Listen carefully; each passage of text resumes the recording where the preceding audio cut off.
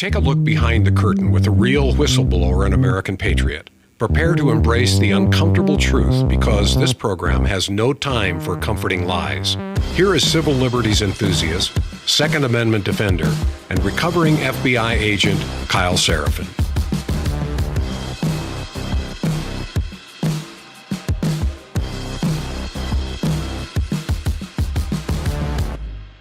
Well, hello, my friends, and welcome to the Kyle Seraphin Show. Today is Friday. It is March the 27th. It's roughly 8:30 in the morning Central Texas time, which means it's 6:30 here in Arizona. I think I'm the only one who's awake in the house right now. And I am broadcasting live on Rumble and YouTube and X. And thanks for joining me for this friendly Friday. We're going to have Steve Friend join me to talk about a number of things going on. The number one is a theme that we've touched on in this program previously. And it's about conservatives. It's maybe about using the word conservatives, whether it's capital C or lowercase c. This is kind of like the Libertarian Party versus persons who have libertarian ideals. I just want to know what conservatives are conserving, and I don't know what that is. And so we're kind of in this moment where we see a bunch of people that are older than I am getting very excited about something that makes very little sense to me. I'm also concerned about the age of the president. Call me crazy, but I listened to a couple of little clips of him talking on Gutfeld, and it seems like more and more he's out of touch. He's getting closer and closer to his version of the human Roomba. And I don't think he's lost his mind. I think he's just exhausted. So a little thoughts on that too. It's a little bit frustrating to watch people try to basically change their mind in real time and to ignore the fact that there are some promises that are not being met.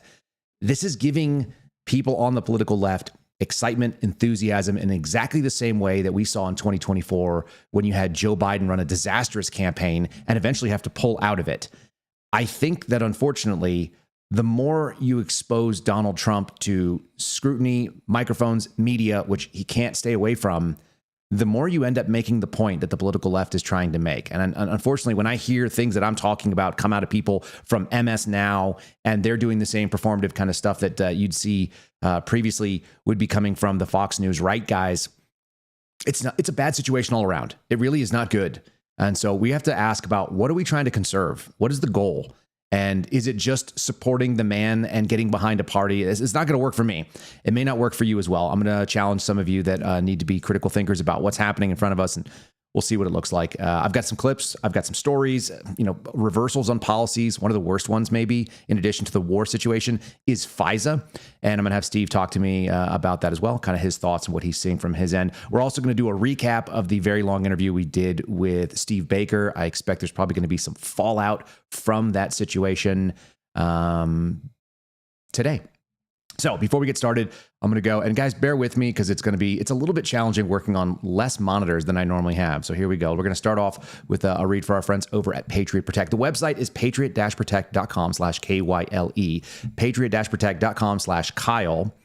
I talked to Skip, who is the co-founder of that company, and we're going to have a discussion about some of the threats in the cyber world that are active because of the policies that are going on internationally.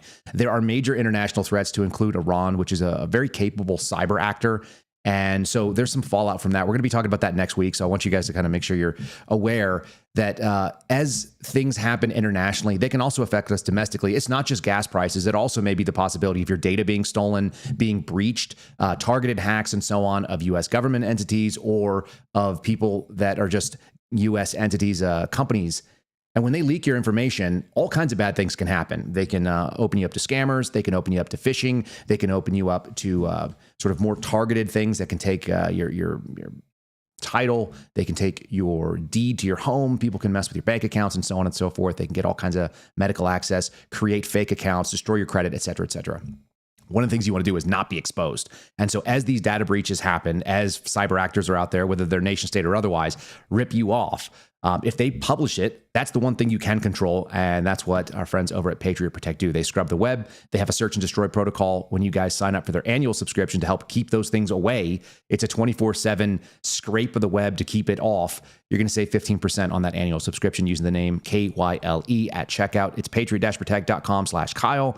Protect yourself from all the different things that are going on, whether it be a nation state actor or whether it just be like the fraudulent scammers in Nigeria or India or whatever. Guys, look at them, consider something, make sure you're making a good decision on that. That's the one that we use here in the Seraphin house, and also in the Seraphin house of my folks that we're staying in for this week. We're going to get into today's program starting right now.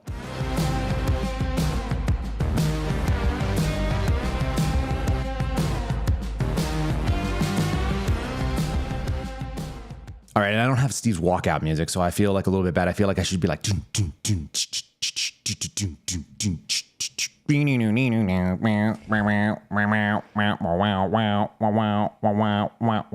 What's up, dude? The beatbox entry music is awesome. And I think we need to actually recognize this is the first, I think, Friendly Friday appearance we've ever done in the history of the Kyle Seraphin Show where my setup is superior to yours. Yeah, So no, that's true. Wash over, including the hair products. 100%, including the hair products. It's been a focus of the audience for the whole week. They're like, oh, I got more comments on like Kyle looks kind of rough. It's like it's a hoodie, but yes, look. People need to understand. I used to play a homeless guy professionally when I used to do surveillance. It was a thing that I was involved in. I loved doing it. It's like no anything on the beard, no anything on the hair, a hood, a baseball hat, maybe some sunglasses, and just roll into like crappy neighborhoods. I actually did a surveillance training one time where I was able to deceive the mark that we were following our target, which we always call the subject. And I did it by starting an argument with a homeless guy about the tunnels that I imagined were underneath the city that we were in that I didn't think were real, and then fighting over a shopping cart. And it was legit enough that the dude rolled right past me. I'm sitting there like all like scuzzy in a hoodie. I had like a Carhartt on that was kind of like dirty. And it was good. And the guy totally bought it. And when we did the after action debrief, he was like, weren't you fighting with a homeless guy? I go, yeah. He's like, was he one of your guys? I go, no. He's like, you just started fighting with a regular homeless guy? I was like, yeah. That's how I sell it. And I look the part, I guess, too, when the beard is a week out of grooming standards. I didn't get my haircut this week, Steve. I didn't get my beard clean up. So this is Seraphin in the raw in the desert. In your diminished state, it's doing nothing to diminish my interpretation that you're still a Fed boy on the payroll of the FBI because your setup is still superior to the Your FBI podcast. Can we talk about that? Just, okay, real briefly, I put out Steve called my attention to this. It's one of the weirder things that I've seen. And I'm going to put the chat on the screen with us.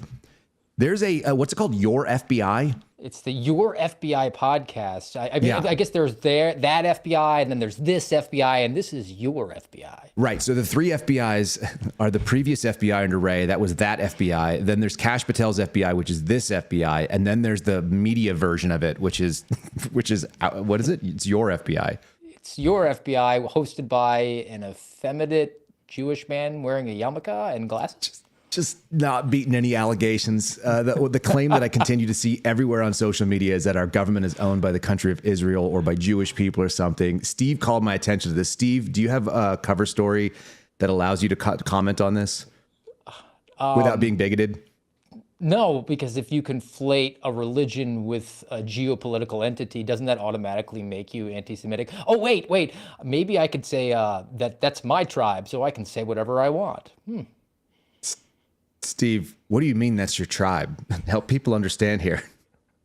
Well, I mean, she's in the chat. Maybe you should ask @RealSteveFriend's mom about my upbringing. But I can't tell you which of the 12 tribes we hail from. That's been lost to history. But I do know I'm a member of one of them. That's so funny. So we put this out. It's really bad. And then the immediate allegation is that there's better lighting on the Seraphin show. By the way, this lighting fit in a backpack that I carried across the country. Here, hold on. Let me go to the bigger screen. You guys can't see it, but there are like two little lights that are lighting the back wall, one in front of me. They're all tube lights. They're all battery. And anyway, yeah, like we're sitting here laughing at the FBI. They put a Jewish guy to talk about doing business in China, and they got less than 1,000 views. And they have like all the capabilities of, they have all the capabilities of a nation state. They could probably buy more bots than Dan Bongino buys, right? I don't know, man. It's just so weird. It's so weird to see that our FBI is trying to do that. I also saw some pictures of Kash Patel, and someone said it to me, and he's like running around with a bunch of these cops doing some sort of cop meeting, and he's wearing his freaking badge. And he just looks absolutely ridiculous. Latin King themed sneakers. The problem with all of that to me is that if these guys were kicking ass and getting it done, if they were doing the thing that we hired them to do, then nobody would care. Nobody would be worried about them looking silly or having some sort of like, I don't know, quirky personality traits that are exposed. Because if you were getting cleaned up deep state problems, then we'd be good. Actually, I got a video. I'm going to start with that. Can we start with that? You remember Robert Malone? Yeah. Big coronavirus guy speaking out about it. So a lot of I think a lot of the faults in the federal government were revealed to me. I think they were revealed to you. I think a lot of our problems date back to the same era. They were from different things, but it was COVID related. It was January 6th related. It was, the potential of the overthrow of the government based on a virus that didn't require the response that it got. And so we lost the economy, and then we saw a bunch of people sort of comply with things that I think were illogical. They looked illogical from your end, right? We're on the same page with that, yeah? Yeah, same sheet of music. A whole bunch of dudes with tat sleeves masking up to walk into Costco. And so our premise, our contention has been that if Donald Trump's rhetoric, his promises, and his personally vested interest, there was no reason that Donald Trump should have tolerated anything that was bad that was going on, because it was literally targeted at him and his family. He experienced all of the version of weaponized government. I've actually got a little bit of a clip from that as well. He went and made a speech about it. He dealt with it personally. And so if anybody was ever going to be able to look at it, and the example I gave yesterday was Tulsi Gabbard. I was talking to Viva Frei, and we were discussing Tulsi Gabbard. It's like, why did Tulsi go from being the person that I think you and I were maybe most skeptical of? Would that be fair? Oh, yeah. She was definitely, she ran for president as a Democrat, right? And far left, gun grabbing. 100%. And did essentially a 180. And I'm all about a conversion story. I just need to know what it was. And I need to know what the conversion moment. Right. We do know that there's the conversion of Paul. He went from prosecuting and persecuting Christians to the road to Damascus. You can have a moment where you get knocked off your horse and the world suddenly is different for you. And for Tulsi Gabbard, I think she had that moment. And I think that moment is that the government targeted her very much the way that Donald Trump should have experienced. They went after her with everything. They put her on a terrorist watch list, and those people still work for the government. That'll radicalize a regular person, I think. Yeah. It should, if you're having a prefrontal cortex that's fully operating. That is the ultimate red pill moment. Right? There's always there are allusions to the movie The Matrix. He actually had to take the pill in that, right? And he had to go through the process that was attached to it. If you had to be born again, right? As an adult, that would leave an indelible mark. It should. And so I actually believe Tulsi Gabbard's conversion. Do I think she's still more of a Democrat than I am? Probably, but she's certainly much more understanding of the First Amendment, the Second Amendment, and where the danger is. I think Tulsi got it. And that's referenced and relevant because we saw concerted efforts to destroy what ODNI was trying to accomplish. There's hit pieces. I actually may go through some of those as we kind of do a recap of what we talked about with Steve Baker, because that fallout is pending. I think next week is going to be a wild week. Folks, if you guys are not aware, check out our interview with Steve Baker. I'll give you the heads up and the highlights of it with me and Steve today. But yeah, okay, so here's the deal. Okay, so if you've experienced weaponized government, you know. And our contention has been, if Donald Trump doesn't go in there and solve that problem, and solve it forthwith, because it is really critical. It's not something you can play around with. It's like having a rattlesnake hanging out in the nursery with your child. You're not going to be like, hey, look, I'm going to go put the coffee on. I at least want the water to be boiling. I got to get something done here. No, it's there's a liability that is life-threatening in a place that it needs to be addressed immediately. And here's the sad thing. Robert Malone sees the same thing at the CDC that you and I see at the FBI and the DOJ more broadly, and that should be actually really damning. So here he is talking to Del Bigtree on the High Wire. This is a really good clip. I think that probably the episode is pretty good, but I want to at least get the beginning of it. Bobby appointed somebody to be operationally in charge of the ACIP and a number of other aspects of the CDC. And that person appears to have been a mole. But is it still a hostile environment inside of these regulatory agencies and the government? Del, it's guerrilla warfare. My comments to Bobby when he called me and asked me to stay on, and I said, no, I'm sorry, I've had enough. I don't think the CDC is redeemable. A lot of those people are very, very entrenched in the safe and effective narrative. And they also, many of these people, they have culpability, particularly as it relates to the COVID crisis in terms of suppression of information, manipulation of data. The people that are in there are the ones that have dirty hands. And Bobby's gotten rid of some of them. Now, there's something even worse still that has been uncovered in all of this. Is I'm not going to name a name, but Bobby appointed somebody to be operationally in charge of the ACIP and a number of other aspects of the CDC. And that person appears to have been a mole. The word saboteur has been used. Wow. And I warned Bobby about it, but Bobby didn't think that was the case. But now it's come clear from that person's actions that they've done a lot of damage. So why step down? All right, I'm going to cut away from it. By the way, I'll load that up to KyleSeraphin.com on locals. You guys can see that on one of the free posts if you guys want to check it out and watch the rest of that clip if you can't find it online, or just go find the High Wire, which is available on X. Steve, he just said you can't do reform with the same people. That's what I heard. The same people. Yeah, it's exactly what I was thinking about. The Mad Men meme. Reform with the same people. Mm-hmm. You've had no overhaul of personnel at FBI, our ex-girlfriend, or now we're finding out the CDC. The language he was using is virtually identical to what you and I have used over the last 14, 15 months, and you haven't had the change. You've got the people in there that are speaking sweet nothings into your ear to show you the secret James Comey room. Meanwhile, who's putting all those things on your desk telling you that you need to be distracted with these other things rather than do and fulfill the mandate that you promised for the last dozen years that you were going to fix the problem? Never happened, because the status quo is forever. It's undefeated, and these institutions exist merely to sustain themselves and perpetuate themselves. I heard the word irredeemable in there, and what's wild to me is that exact same word was used by a nearing retirement, almost 2 decades of FBI time, FBI agent who had real clear access to what's going on in the Hoover building with the new administration coming in. And his statement was essentially, and this mirrors something that happened even before Kash got there, but it's like, the work that I'm doing individually is of value. It benefits the community. That's going to be the case for, all federal agencies will have people that are doing the mission, and they're doing it in an apolitical way that benefits people. They're serving out that public service sort of attitude. But his additional statement is despite the fact that I'm doing things that are of value, our agency is irredeemable. I think that tends to be the case for a lot of the government. I think people that expected some change and we're not seeing it dramatically. And if you want to see any, forget war, which, by the way, it's really hard to do. And I've got some ugly, ugly things to show about how gross the media narrative is going on right now.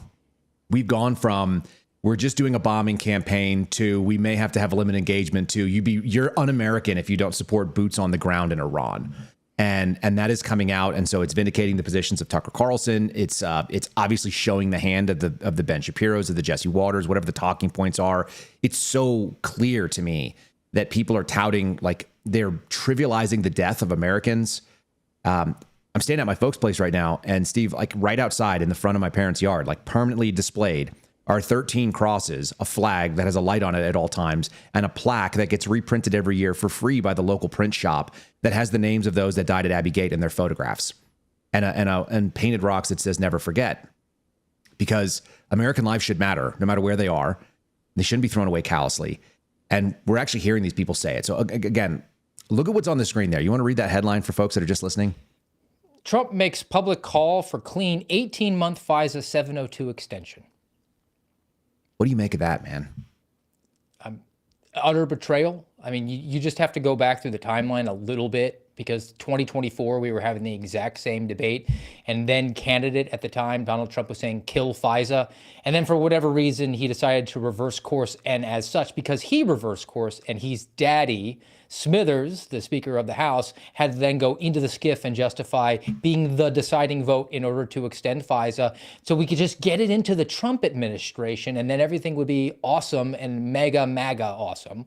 And we got an extension of FISA without any sort of warrant requirement, which enables the federal government to spy on the American people.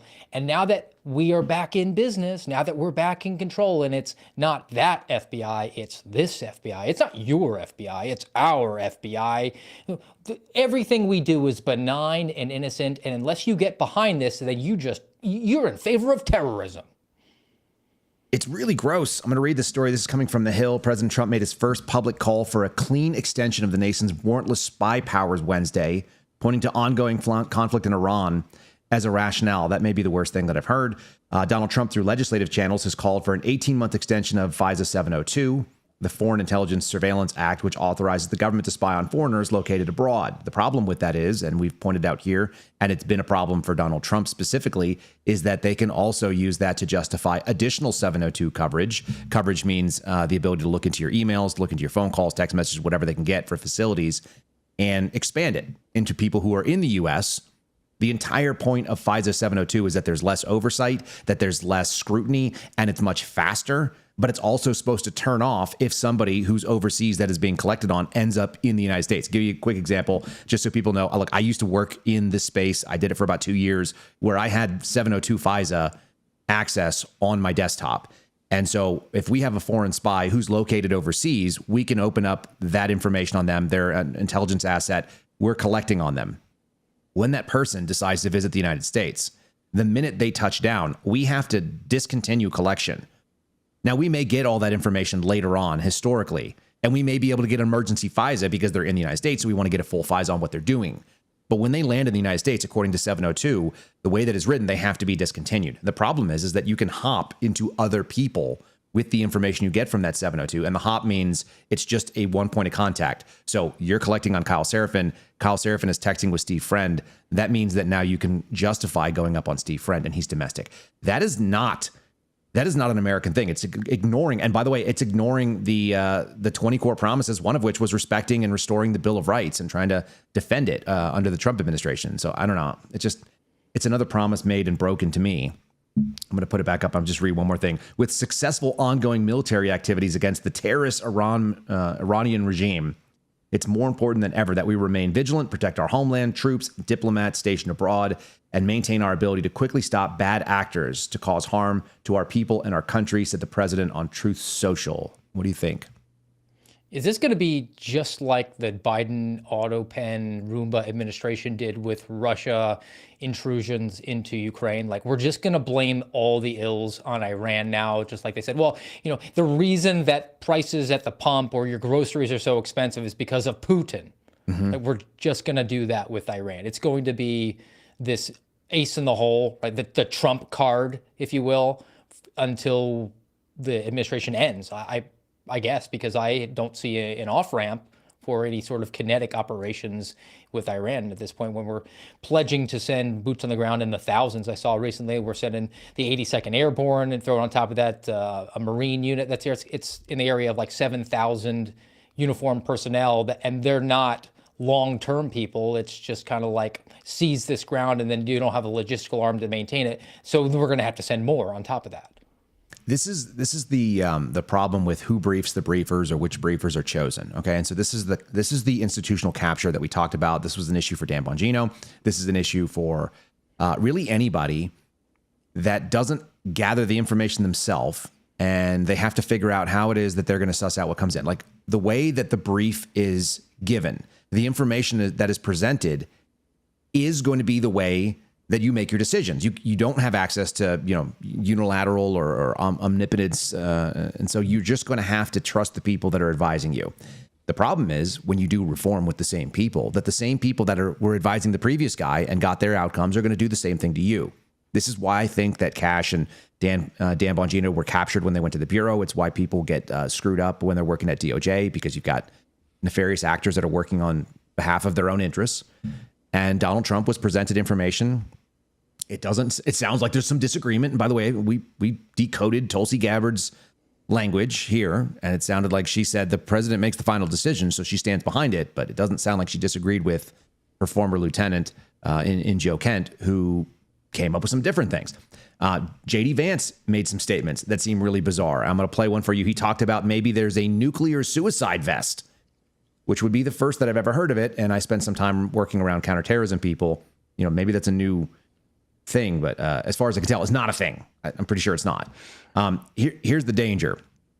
If we're in a situation where everybody just has to cheer because we're at war and it'd be unpatriotic to do otherwise, then nobody's asking whether or not the emperor is wearing clothes.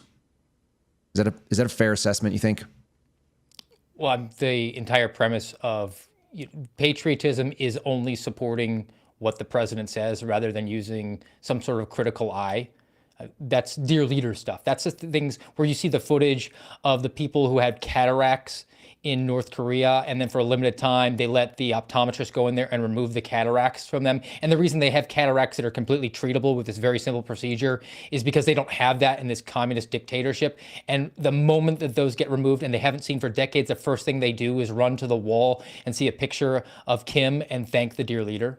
That's so gross to us, but what's the difference? Well, we're going to show you some of that. So CPAC is going on. I didn't go to CPAC ever, but I have been to America Fest, and they look indistinguishable. There's sequins. There's a lot of sparkly glittery. There's women dressed in slutty outfits that are not conservative, and then they're all pretending to be conservative. There's a bunch of gay hookups from what we can tell, because Grindr seems to crash every time they do these big gatherings, and that's pretty bizarre. So, the question is what are you conserving, and who's giving you information that allows you to continue your conservative views?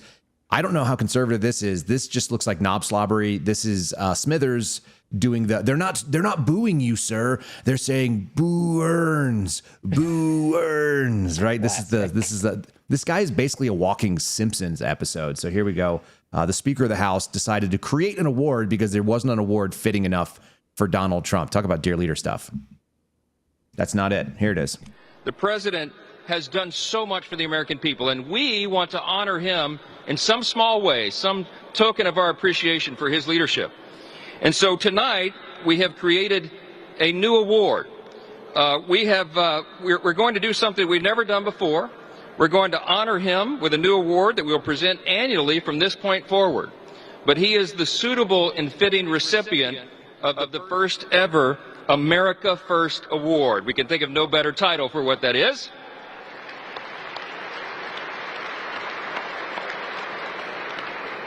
That's this beautiful golden statue here, appropriate for the new golden era in America. And we want to let you know before we bring the president out. And so that's kind of unsettling. Maybe I'll get Steve's reaction. What do you think? I'm reminded of my two sons who still fight about taking a shower every single night.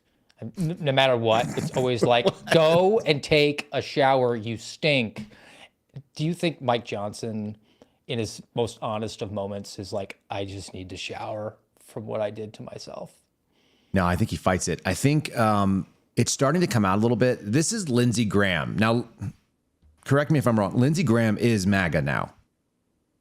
Yes? He's definitely MAGA right, R-I-T-E, for sure. Steve is creating his own term over here, the MAGA right. The right is like, an R-I-T-E is like the MAGA ritual, which is apparently a little bit of self-debasing. Imagine you're Lindsey Graham.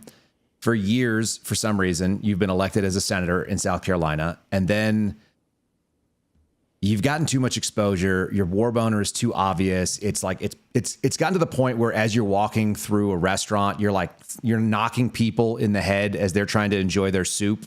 And you're thumping them with your war boner as you move through because it's so unwieldy at this point. Now that we've gone and decided to bomb Iran, is that too graphic? It's protruding aggressively through your gross khakis, and everybody can see that you are like running around with this baby's arm holding an apple, slapping people as you move through the restaurant. And then the reality sets in, which is that people don't like that about you. They think it's gross. They think that you're a greasy politician, slimy, potentially closeted homosexual. And so they're going to let you know when you go out in public. This is like 6 straight minutes of people. I'm not going to play 6 minutes. This is 6 minutes of people booing Lindsey Graham.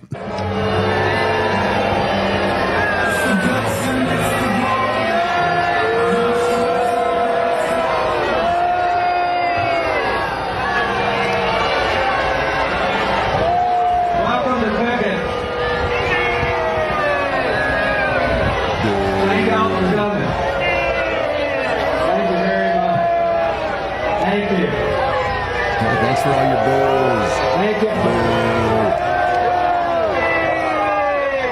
Thank you all for coming. I'm so uncomfortable here. Double thumbs down. Double thumbs down on camera. Well, you want to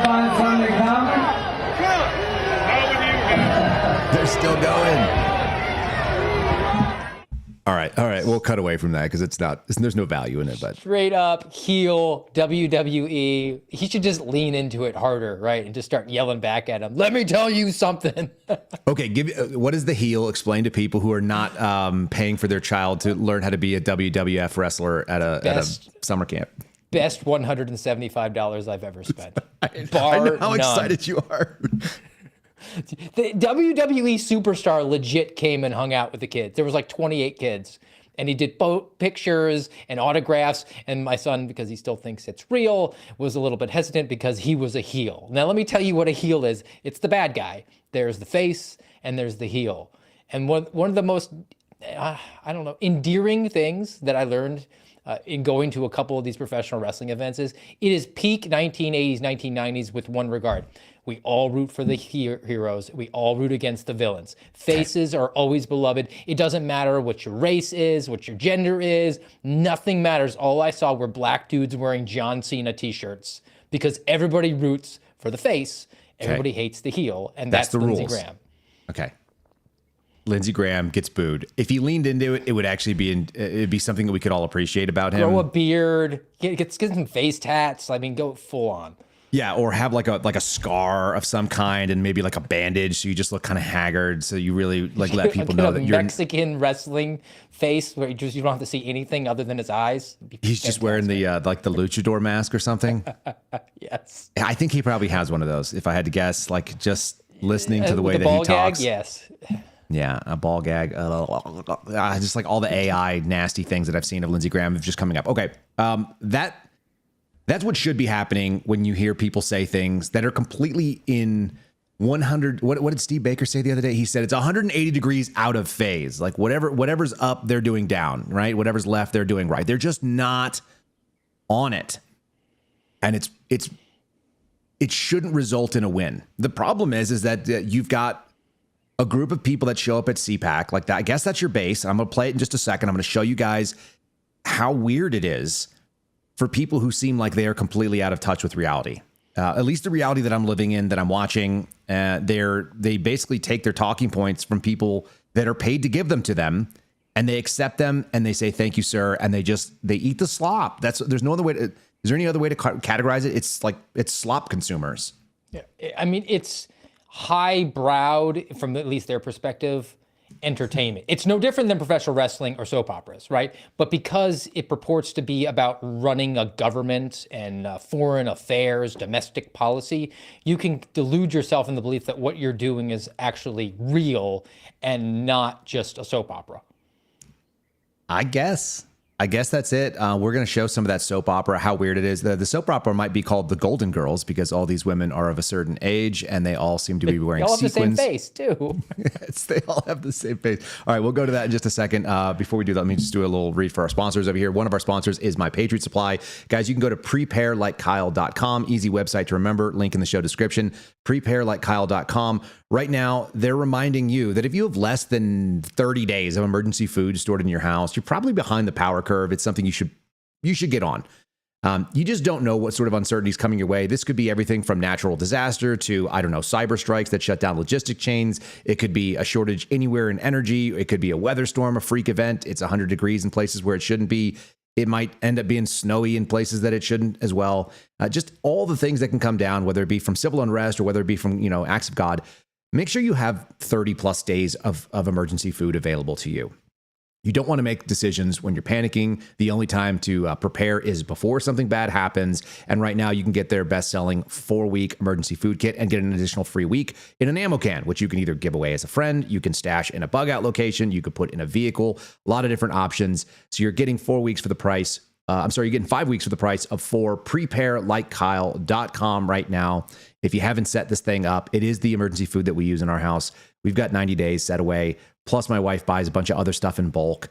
Get yourself set up so you don't have to be at the mercy of God knows what's coming out there, as gas prices and frightening weird things happen overseas and old ladies wear sequin. Maybe you'll have your house and your town invaded by frightening old ladies wearing sequin vests. I am going to play you that in just 1 second here. Anyway, check out the links in the show description. Steve, are you prepared for sort of like the I don't know what you'd call this, like the mass delusion that is CPAC?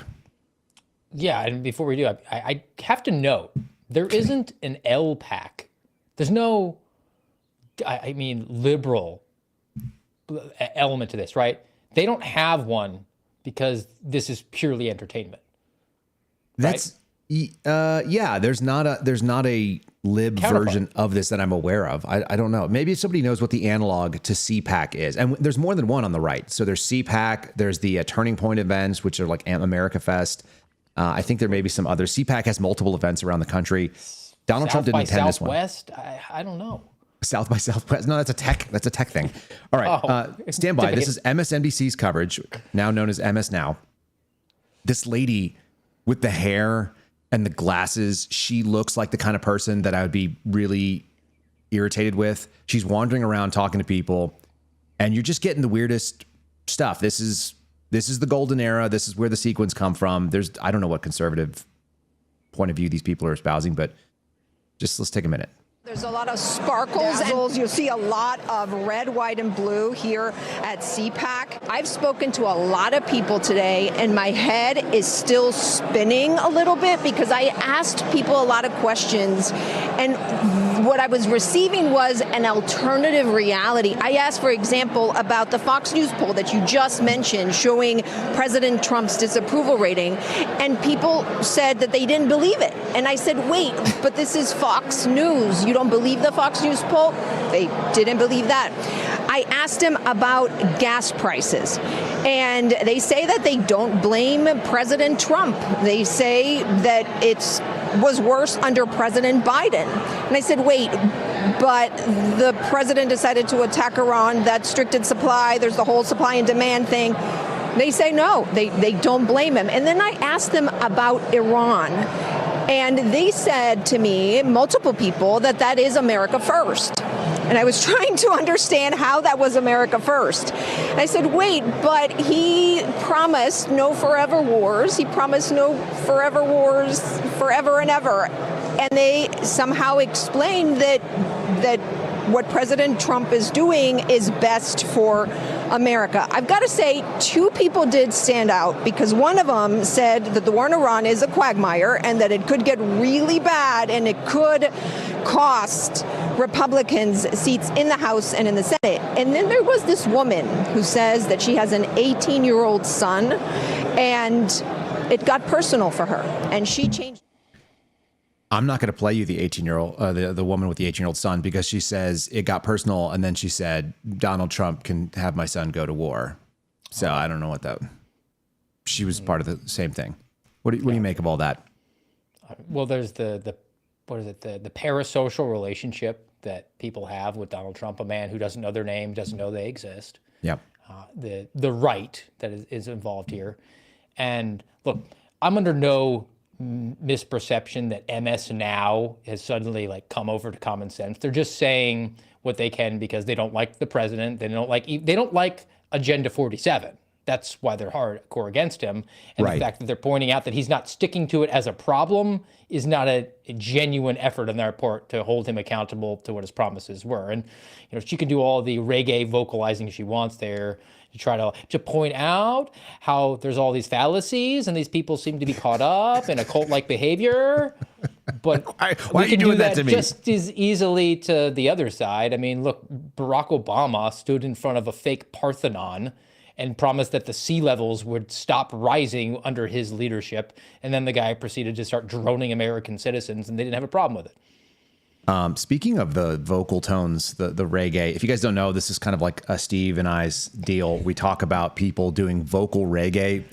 Reggae is when the beat that is off the syncopated part is where the upbeat is. It's a reversal of what you'd expect. And that's what the uptalk is, where you say things in the wrong order. You put emphasis improperly. Speaking of that, we did a discussion a little earlier this week on something that's actually really unsettling. Melania Trump, who's I just don't like any first ladies, so I don't like her, had a discussion about how she thinks robots should educate your kids. Did you hear how the robot talks, how it was programmed to talk to be accessible? No, please send it. We got to hear this. It's verbal reggae. It's a reggae vocalist.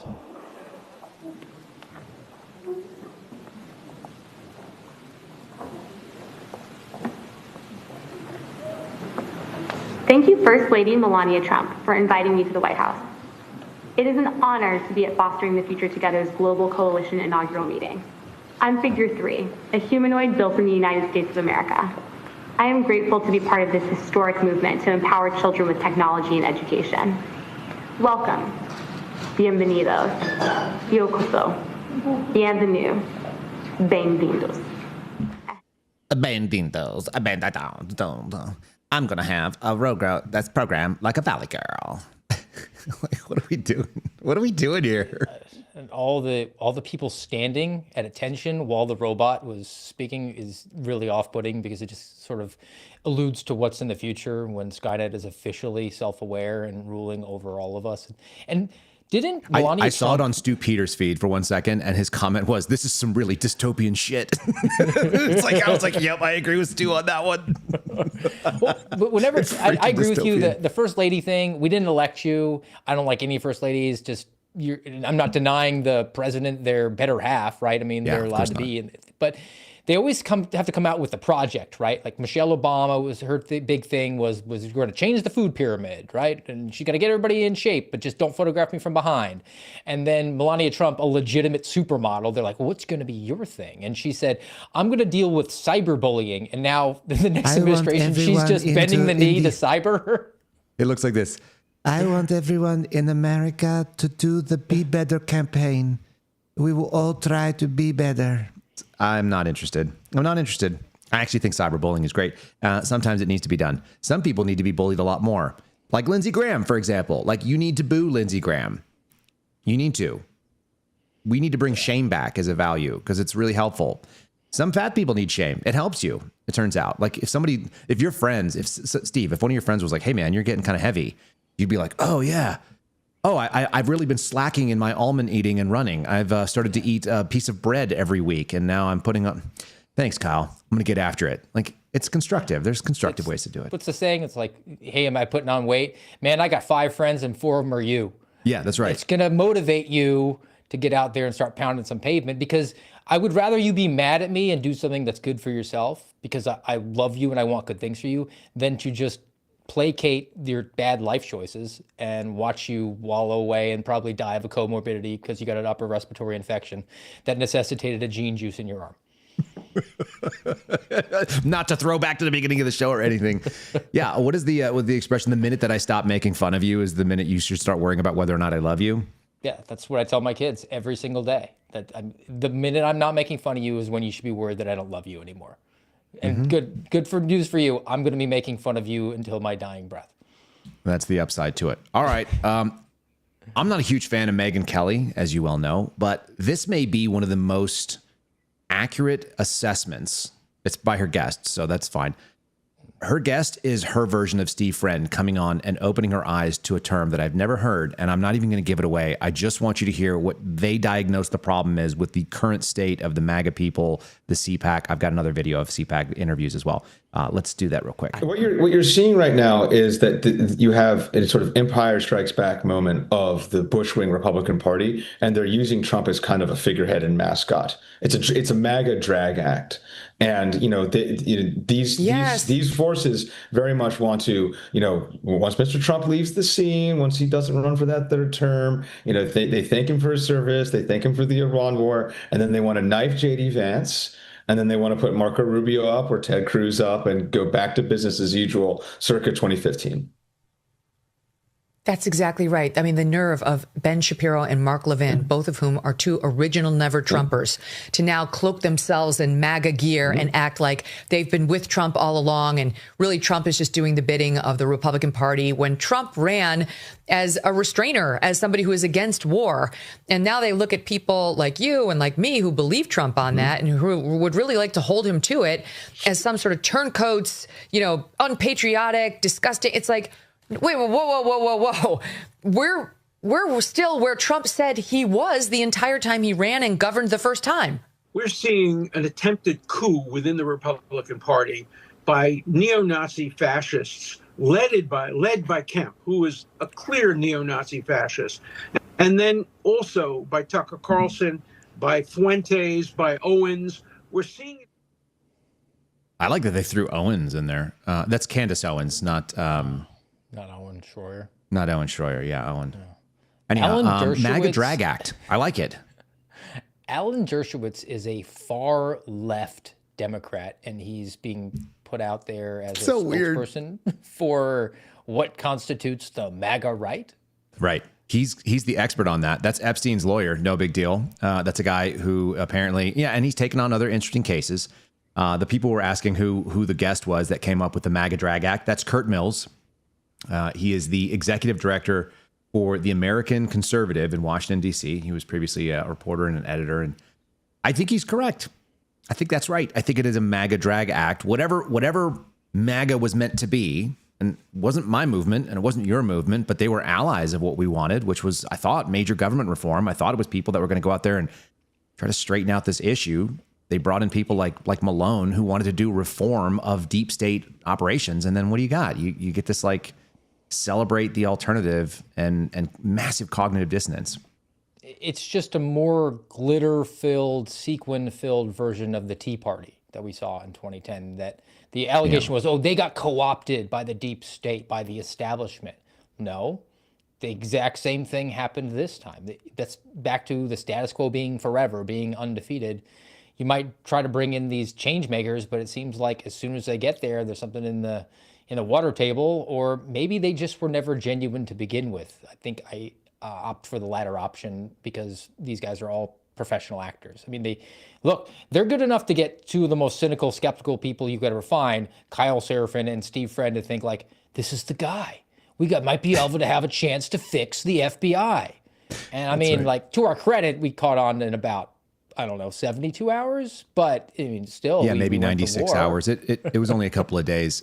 This guy never caught on. This is another sort of view from CPAC. Again, I want to know, what are these people conserving? This is the question. People, you should be able to answer this. If you name yourself a conservative, lowercase c, you should be able to answer this question. By the way, I've done Twitter Spaces. I've done open forum mics where people come in and talk.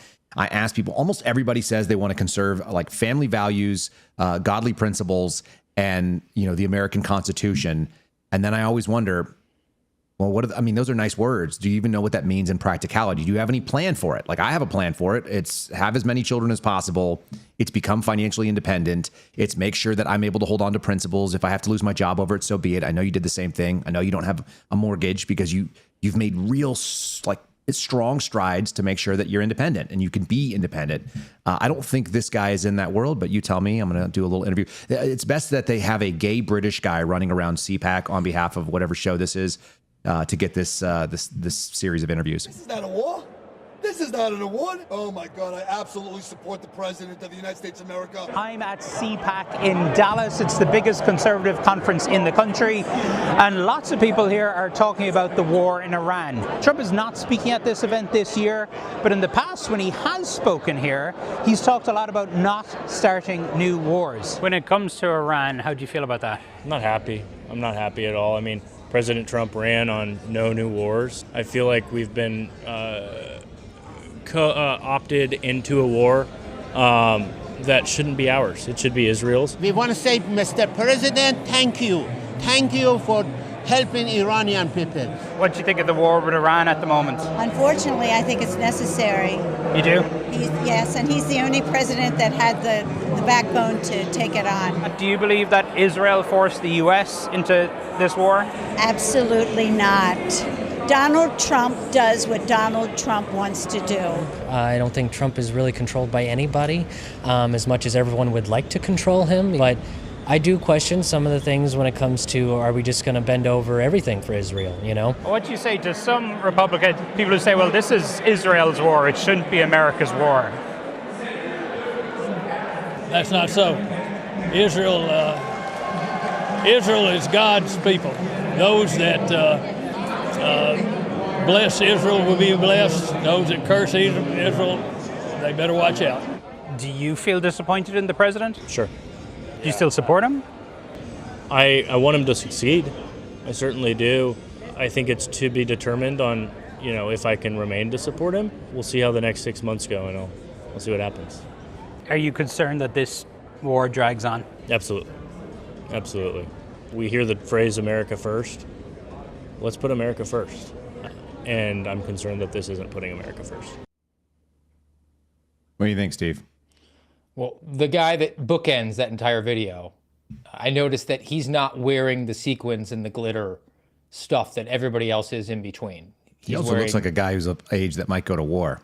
Yeah, who's actually taking a moment to consider it and is being fair. That's the person I want to go vote, right? Yeah. The person that's saying like, hey, I don't blindly support one person or another. I'm just assessing what they're doing. I'm disappointed in this. There might be something else that I like. It's a grab bag. I'm not going to agree with everybody on everything. Whereas the people in the middle are just going to spout the talking points that they got from Jesse Waters or Mark Levin or Ben Shapiro or Sean Hannity. I was waiting on the 47-year reference. I'm sure it was in there somewhere. We've been at war for 47 years. No doubt about it. Okay, since you brought up Jesse Waters, I never did this before, but I thought I might as well. Jesse Waters is roughly in my age bracket.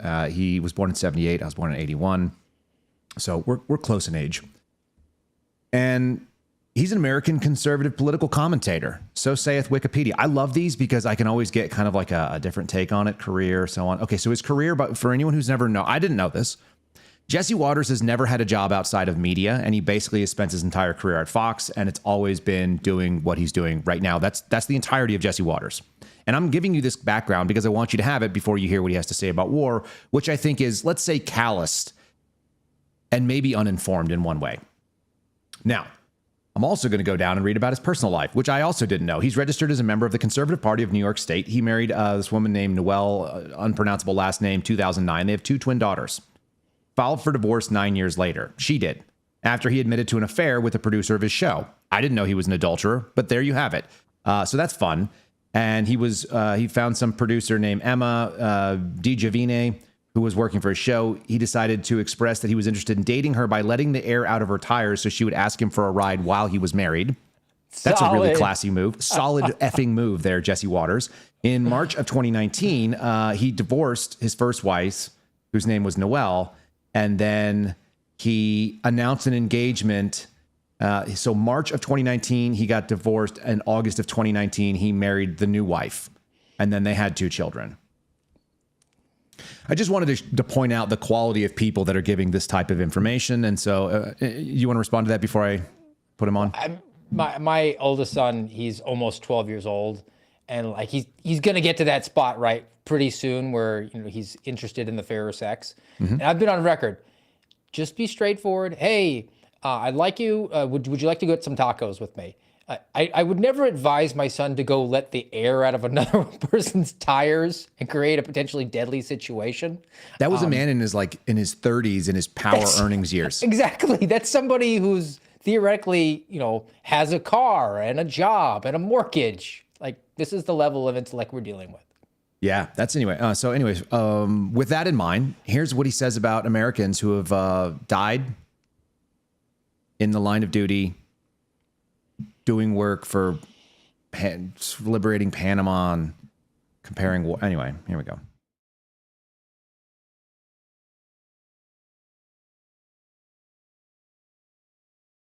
Brought it and highlighted it for Jessica.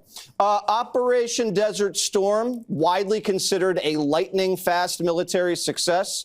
I think 42 aircraft got shot down.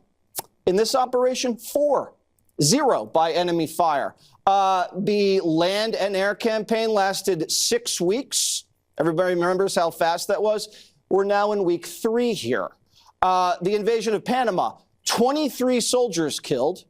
Now we have 13 American dead. We actually had more people died in training exercises last year in the Army than have died in combat here. We went into recession during that Persian crisis. Now, since Operation Midnight Fury, the Dow's up 9%. In the 2003 strike, there was a quick decapitation strike against Saddam. We missed him. Actually, first 40 seconds of the war, 40 dead. So I would recommend everybody read the New York Times. I can't believe I'm saying this, but the writing's on the wall. I very much appreciate the acting that was done there, and his outrage at suggesting the New York Times. Anyway, just casual discussion of American dead. No big deal. Lots of non sequiturs too, but I mean, logical fallacies and Fox kind of like go hand in hand.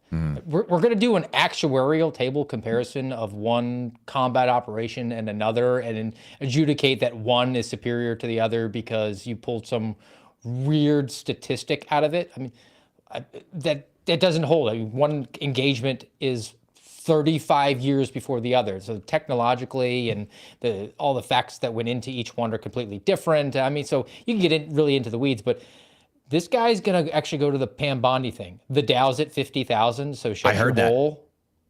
It's 9% up. So if the Dow is up, shut the F up, I guess. Yeah. I mean, if we've only had 15 people die, like, think if we could churn some real like meat grinder in there, maybe the Dow could hit 60,000. If only we could get the Dow up just a little bit more. By the way, it's not at 50,000 as far as I can tell right now. So it's below the 50,000 mark, which means that the Epstein clients should be on the agenda, but they are still not.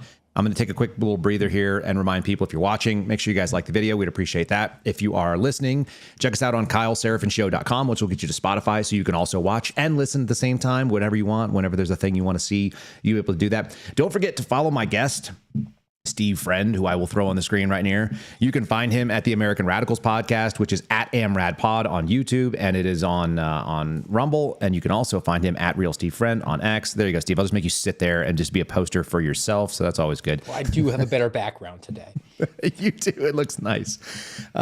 Should we do Ben Shapiro encouraging the war? Listen, boots on the ground is inevitable, and if you're not into boots on the ground, you're not a serious person. Yes. Absolutely. Let's do it. Otherwise, you're an anti-Semite. You must be an anti-Semite. Here's the real big problem that I have with all of this stuff. This is the thing that makes me the most frustrated. It's not about how to prosecute a war properly or what an attack should look like or how you achieve mission ends. The overall question is about hypocrisy. You said one thing, you're doing something else. Serious people, even that guy at CPAC, he's like, that's not what we were promised. I don't see it being America first. What are we supposed to do with this information? How about we just stick to the actual discussion? You don't need to go outside and tell me that it's less or better than other things. No. The man came out and said he's the president of peace, period. That's it. That guy at CPAC sounds to me like the guy who'd be like, explain to me your rationale and I will hear you out. Now I'm going to just blindly shut you down or blindly accept you. I'm going to critically think through the case that I would like for you to make for me. And we haven't heard the case. And it would be so easy. Again, there may be the intelligence that they're citing, it's not available to us. And it seems in conflict with previous statements. So you'd have to say, hey, we were snowing you before. You told us you obliterated the nuclear program. You said it was about a nuclear problem. JD Vance even goes out and starts talking about nuclear, suicide vests. We just need to have a real simple discussion.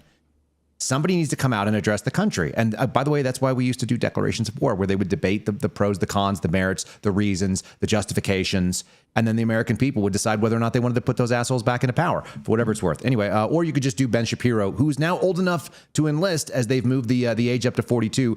Ben Shapiro, this is your chance, baby. You've always wanted to be a man and act like a man. You can act like a man. All you got to do is not do what Jesse Waters did. He's too old. You can just sign up. I enlisted when I was 27. I encourage anybody that wants to sit there and justify it to go ahead and go get it done. Here we go. Here's Ben Shapiro. Here is the thing. If you look historically, the American people actually have some patience. Our shortest wars were longer than the current conflict. The Persian Gulf War involved 43 days of active operations. The Kosovo NATO air war lasted for 78 days. Even deposing Noriega in Panama in the late 80s, that lasted for 6 weeks. And also, Americans are not dumb. We don't believe that if you're involved in military activity, you're not going to lose anybody. Because again, if necessary military activity can only be pursued at zero cost, there's no use in having a military. Literally, the point of a military is to do hard and dangerous things. That's why our military members are heroes. That's because they're willing to undertake that sacrifice for a greater good. Now, Iran, for its part, seems to be counting on this view of Americans that have been shared by pretty much all of our enemies at one time or another, that were weaklings, that were incapable of mobilizing for victory. Hitler famously thought that America was decadent and unstable. In one private conversation, according to sort of Hitler's notes, reportedly he said, quote, "I don't see much future for the Americans. It's a decayed country. They have the racial problem, the problem of social inequalities. Everything about the behavior of American society reveals that it's half Judaized and the other half nigrified." And this is Hitler talking. How can one expect a state like that to hold together? And during Vietnam, the Viet Cong counted on the idea that Americans would get tired, that Americans would get bored. And after a while, they were right. Americans did get tired. After a while, they were right. Americans did want out. We should know that there were 50,000 American dead by that point. In Iraq and Afghanistan, too, our enemies thought, okay, they can just outlast the Americans. But here is the point. To outlast Americans typically requires not months, not weeks, years. The reality is that there is no way to extricate ourselves from this situation right now. There's no way to extricate ourselves from this situation by simply running away. That does not leave Iran in control of the Strait of Hormuz, which means $100 to $150 barrels of oil from here to forever. That is a point that was made by Larry Fink over at BlackRock. Not a Fink fan, but he's right about this. Terrific. So there you have it. So Ben Shapiro is making the argument that we have to go fight Iran for spite because they said mean things, that they have a false belief that we're just not tough. So we got to prove we're tough and go over there and fight. Oh, and not just do it quickly. We have to do it for a long time to show that we can sustain our toughness for a really long time. And that's what I heard. Hitler said we were weak. And we showed him. One of the things we brought up on this program a while ago is the asymmetric nature of the cost of war, especially when you have things like $20,000 or $30,000 one-way drones that are going to do attacks, and then sending multi-million-dollar interceptors up to do it, and the war of attrition just financially. Fox News is even picking this up. This came out yesterday. More than 90% of the Iranian missiles intercepted, which means 10% are getting through, and they're conflating missile and drone. That's fine. But there's a dangerous imbalance because the dollar amount of the interceptors versus the cost of the munitions they're intercepting is so insanely different that the percentage more that we are spending for each interception is shockingly high, and even our population and our military base is not going to be able to hold on to that for very long. And it seems like they're even catching on at Fox. It's essentially the way that Reagan tried to outspend the Soviets because he knew that they just couldn't just keep up with the Star Wars program. It's a strategy that Iran is clearly trying to employ here. My question, though, is what's the expense of the nuclear S-Vest? Is that cost effective? I don't know how effective it is. I do know that when you say it, it's a thing. So this was the discussion. I'll pull the video clip up since you haven't heard it. Maybe J.D. Vance making the argument that you have to worry about the nuclear suicide vest or S-Vest. I don't know how you intercept this. I guess you just bomb the country into submission. Here it is. When I say options, I think it's important the American people know options for what? And it's options to ensure that Iran never has a nuclear weapon. You talk about people who walk into a crowded supermarket and have a vest on, and they blow up the vest and a couple of people get killed, and that's a terrible tragedy. What happens when what's on the vest is not something that can kill a couple of people, but can kill many, many tens of thousands of people? That is the most important American national security objective that exists for any administration at any time, is you don't want the worst people in the world to have a nuclear weapon. That's why the president is doing this. That's why the president cares so much about this particular issue. What do you think? If the most important national security matter is the ability of an evildoer to detonate an S-Vest in a crowded area, then why are we creating choke points at airports that are 3+ hours long with thousands of people? And we're so vulnerable to an attack that it didn't occur to any one of these sleeper cells that are in the United States of America at the behest of Iran to detonate a nuclear S-Vest at LaGuardia in the last couple of weeks. Oh, interesting. I've got some LaGuardia news, so let's go to that since you brought it up, and that seems like a reasonable thing to talk about. LaGuardia, they had an air traffic control problem the other day. Are you familiar with it? I heard LaGuardia had problems, but I don't know the details. All right, there was an ATC ground control issue where you had a vehicle run into a fire truck that was parked on the runway that was there for another reason, and the collision renews concerns because the air traffic controllers are spread too thin. Here's the argument about conservatives, folks. I'm gonna tie all this stuff in. This was something I was going to bring up yesterday, and I'm going to actually bring it up right now instead. Republicans are being given every single opportunity to point out that larger government is not the answer. And if you're a conservative, lowercase c, it usually means smaller government, more independent, freedom and liberty. Like the individual is supposed to be valued above that of government power and agency. Ronald Reagan said one of the most difficult things to do is get rid of a federal program because it's the closest thing to eternal life on earth. I'm paraphrasing. You're literally being presented with an opportunity to say, hey, maybe having the FAA run all the air traffic controllers is not the answer. Maybe we could divest this to the state or to the county level, to people who actually operate the physicality of the airport. We have the same opportunity with TSA. Why are we waiting for a national budget to be able to pay for security guards at an airport that should be down the street from you and should be paid on your salary? And by the way, you can cut the tax burden that we have as well, because we wouldn't need to fund it. And then they can put it into a sales tax. They can put it into a usage tax. They can put it into an airport fee for the people that are actually going there. And you can fund it the way that it makes sense for each individual place. We don't need uniformity on this. There is a far lower threat flying out of Great Plains, Montana, which I did that in 2020, I want to say. And it was a unique experience. Like, I sat there and talked to like 3 people, and they were all just done hunting elk. They were not the people that are going to be at issue. They were not a threat to America ever. And then you go to Austin, Texas, and it's a bunch of libs, and they've got weird colored hair, and they're in their pajamas, and they have nose rings and stuff. And you're like, well, maybe these people could do something stupid. And then you go to Dulles in the DC area, and you see that everybody is dressed in a hijab. And there's a bunch of Muslim people there speaking Arab. And you go, man, maybe we need more security here. And we could do that. We could actually address it at the local level as it should be addressed. Instead, we're dealing with this. So LaGuardia, this is the story. I'll just read it real quick. You can respond if you want first, and then I'll read the story for here. I mean, everybody's got their TSA stories. When I lived in Iowa, Sioux City, the airport, it had like one gate, and they used to make the pilots go through security, like shoes off, belt off. And I remember thinking, like, once this puppy gets airborne, I think that they can fly this missile anywhere they want. I don't know why this is necessary, but look, people need jobs, right? And we got to make sure we're sending millions to the private security contracts so we can get the body scanning devices that don't work. I think we should start using the word jorbs, because I really liked it. I don't know, was that The Simpsons? They're taking our jorbs. I don't know why it's in my head. All right, so this week after deadly crash, collision at LaGuardia Airport, concerns have been opened up about how much is too much for one air traffic controller to handle. Air traffic control, ground control can be a really taxing job. In one of my lives, I got an air traffic control certificate. I'm an FAA certified tower operator, for anybody who wants to know. No big deal, Steve. I got the pink card. It says, it happens in every facility. As traffic winds down, especially at night, you begin to combine positions. Said a guy who worked for 42 years in military and FAA.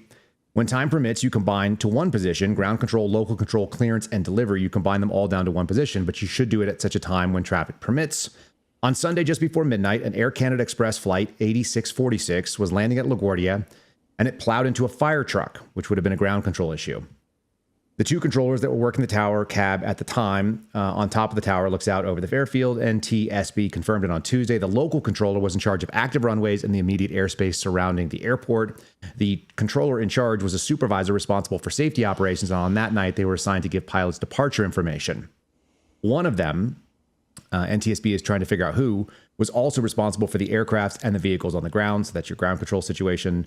The plane had 72 passengers. 4 aircrew members on board. It was a 1-hour flight from Montreal to LaGuardia. 2 pilots died and dozens of passengers and 2 firefighters were injured in the emergency vehicles. Far too early to know what caused the crash, and there's all these questions about it. Again, brilliant opportunity to point out, if we're working people too hard and we're staffing in a certain way that we don't like because it's a federal staffing issue, then how about you just take it away? How about you put it where it belongs? And that can also go to this one. This is a CNN story asking about bringing TSA and ICE into the same space and working the same thing. And their concern is, are we going to put a bunch of guys from ICE who are used to doing immigration enforcement, are you going to put them into polling locations in the United States? Because they're very, very scared that the illegal aliens that would be scared of ICE shouldn't have to deal with that.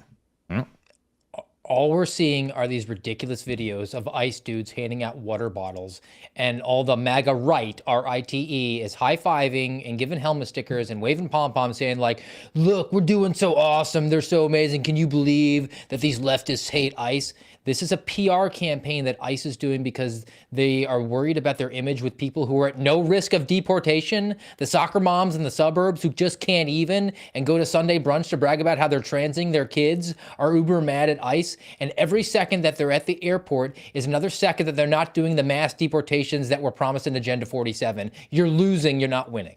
That's 100% where I sit there. The Senate is now ready to pass a bill. They're going to fund all parts of DHS except for ICE. Well, we don't have to because we already funded it with the one big beautiful bill where we taxed a bunch of money from the American people and sent it out into the system that caused inflation to go bonkers and caused the affordability crisis that we're currently enduring. We already funded ICE. So, we can just divest it entirely and completely cave and give the Democrats everything we want because there's really not a right-wing party in America. All right. That's a great opportunity to play this clip here, which concerns the living hell out of me. There is no political right. The political right, the conservative position, would be probably not interested in playing to the gay vote. Would that be fair? Well, I mean, they do have Lindsey Graham out there as their spokesperson. True. So you already have, and he's MAGA. Donald Trump made a statement about his ability to gather the gay vote because he played what he called the gay national anthem, which I think is YMCA. The fact that he's acknowledging that he loves YMCA and it's the gay national anthem might be one of the weirder moments. This is about a 90-second clip of Donald Trump showing. I don't even know what this shows. This just shows that this man is. He's a strange dude. I listened to this yesterday and I went like, oh my God, here we are. All right, so let's just do this. I get the gay vote. You kind of suggested that we'd knocked out Ayatollah Jr. Have we? And did the CIA tell you that Ayatollah Jr.'s gay? Well, they did say that, but I don't know if it was only them. I think a lot of people are saying that, which puts them off to a bad start in that particular country. I sort of have to smile to myself when I see people trying to defend the Palestinian regime for women for Palestine, but they kill women if you don't wear a certain if you don't wear a certain cloth all over your face, you have no chance of living.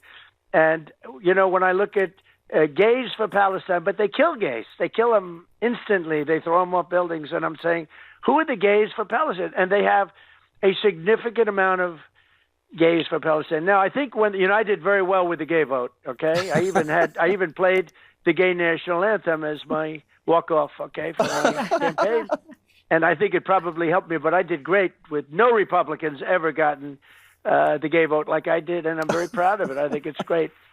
Perhaps it's because I'm from New York City. I don't know, but the gay national anthem was my walk-off, and I think it probably had. But think of it, gays for Palestine. But they kill gays in Palestine. So when they hear that, I think probably we can talk them out of it. It shouldn't be too hard. Hi, Mr. Steve, let me just rephrase the question. Who is in charge in Iran right now? I got the gay vote. The gay vote is for me because I played the gay national anthem. I did very well with the gays. The gays love me. Maybe it's because I'm from New York. What the hell was that, man? I think that time comes for us all, right? I think the senility dementia is a little bit like a flash flood. It happens a little bit at a time and then all at once. He's just cresting over that roller coaster right now. All right, well, I'm going to ask you another question. All right. What do you say to people who said that I wasn't interested in having a war? I elected Donald Trump because he said that we were going to have no new wars. What do you think the answer to that might be? You're an anti-Semite, clearly. No. You're thinking far too logically. That would be a response that would be sort of like a leftist response. What Donald Trump says is that my uncle was a professor at MIT. He's got that good blood. So here's the good blood. I swear to God, when I heard this, I was like, we're moving towards Roomba status. I want to ask you, how do you deal with people who might be disappointed because they voted, let's say they voted for you on the assumption of no wars, and then this happens and it's inconsistent with their wishes. What would you say to them? Well, I have to do something in terms of making America great and keeping America great. And when you have lunatics with nuclear weapons and the power is beyond belief, I will tell you, as a president, I get to see it. My uncle was a great professor at MIT, and he knew more about nuclear at the time than anybody. He told me stories that were horrible in terms of the power, both beautiful in terms of putting it to good use, but really bad for destruction purposes. And his statements from years ago were, he really got it. He really got it. He was a highly respected man. He was there for 41 years at MIT as a great professor. And he told me about a thing called nuclear. I mean, here's the deal. He's 79. Well, I'll tell you what's going on in a minute, but I think you know. I mean, his brain's going. And I don't mean he's got dementia, and I don't mean, listen, I'm 52. And if I end up working till like 8 or 9 at night, I mean, I turn into a complete idiot. Even if I'm not drinking, and I've cut back and sometimes gone 6 months on drinking, but I can literally, if I'm exhausted and have like 4 drinks, I'm drunk. Whereas I'm at the beach and not tired, I can drink 7 drinks, don't even feel it. But now I'll sit there when I haven't even been drinking for 2 weeks, and it's 8 o'clock at night, and I get home and I worked all that time.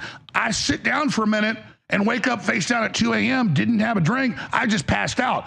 Trump is a total workaholic. He sleeps 2 or 3 hours a night. You see him slurring his words now, a lot of stuff. A 50-year-old couldn't do that. And so what made him so strong, the workaholic, Scottish, German blood or whatever, is now what's going to bring him down because he is exhausted. Yeah, he does have a motor. He does have a motor on him. Hodge twins there's something, man. They have a following. It's bizarre to me that people want to hear that is. But I don't think Alex is wrong. From the Brandon Tatum audience, I think. Oh, yeah. By the way, my best line probably this week, even though it didn't get a lot of love, is that claiming that you are a Brandon Tatum podcast listener is the 2026 version of saying you voted for Colin Powell. I stand by that. Yeah. I like that. I like how you just that's leave like it up to your own that's a Phil Kennedy. Make that connection, and if you can't make the connection, then it's what's that Pacino movie? Oh my gosh, where you're trying to be. It's like they missed every other line of dialogue. Ronan did that. Yes, Ronan. You either get it or you don't, and sophisticated, upper level. All right. I don't think Alex is wrong. He's as he's saying, it doesn't have to be dementia. It can be exhaustion. I'm not as good when I've been going all day. Yeah, that's a fair point, and I think that you have to look at the president's age. Clearly, I think that Donald Trump, he has not chosen a life of being like a really hard human, as much as they try to give him credit for being like, oh, he's a warrior. I'm like, look, the guy not a doesn't warrior, have but the dude is a hands. freaking. That's you saying that. He's never said that. He says I crap on a golden toilet and I'm so rich and awesome. Okay, but I think if Donald Trump, at any point in his younger days, let's say before the age of 42, had chosen to go into like being like uber physical and like tip of the spear, he could have been in some sort of top tier 1 unit, because ultimately like sleep deprivation is the mitigating factor for those guys. And that guy clearly doesn't need to sleep up to a point. Now he's 80. That's it. It's like he ran circles around people in his 70s, no question about it. He'll still run circles around many people his own age for a long, long time, but time comes for us all. It's undefeated. You can't get away with it. I think Alex is being not just charitable. I think he's actually being accurate there.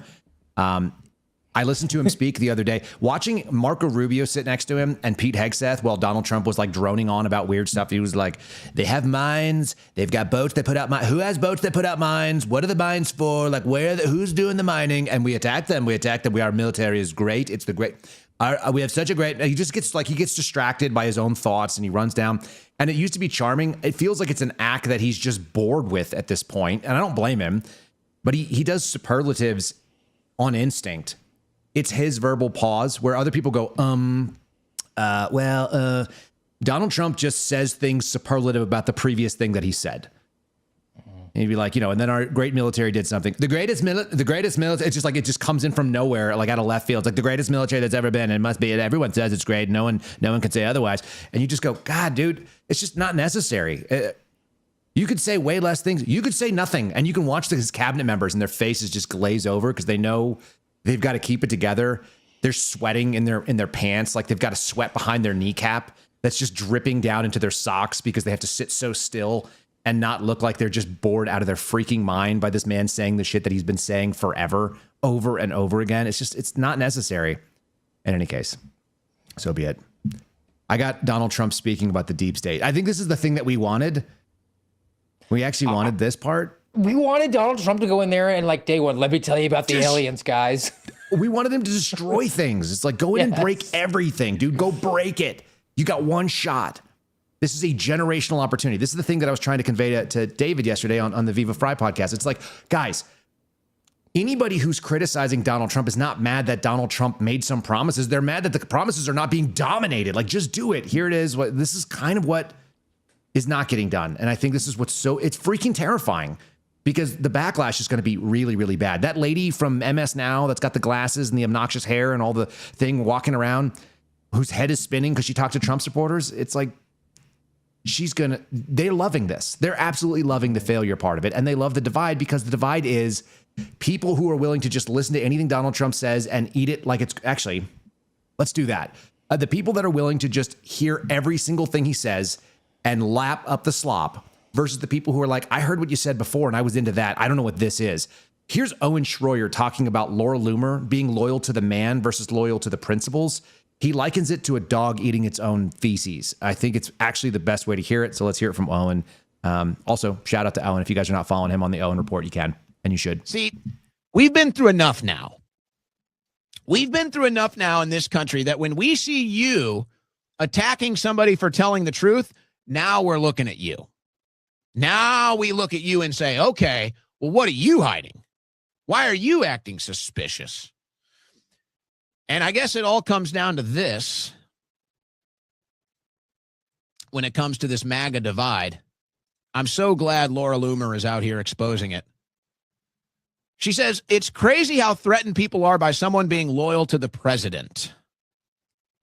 There it is right there. Well, Laura, I don't think anybody is threatened by you. I don't think if I walk outside and I see a dog take a shit and eat it turds, I'm not threatened by that. I'm nauseated by that. So that's what people are of you.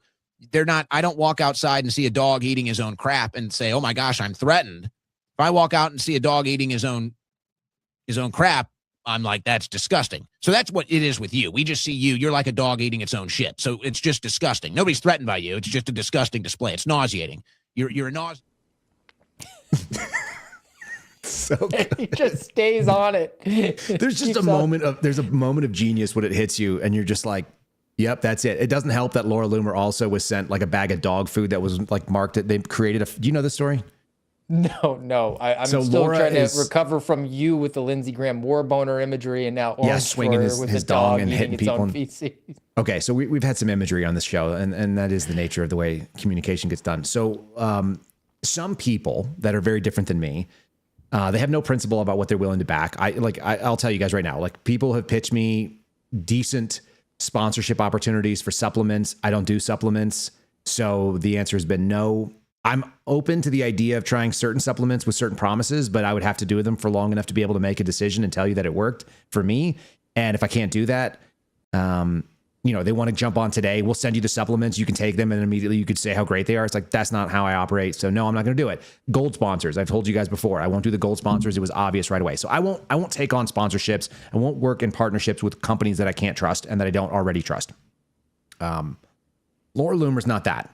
So some guy scraped together whatever money it is to do an ad read on her program and then created a custom, put Purina into a custom made safe for human consumption dog food packaging and mailed it to her and said, we want you to eat the dog food on air to prove that it's human safe and let people know how good it is for the dog.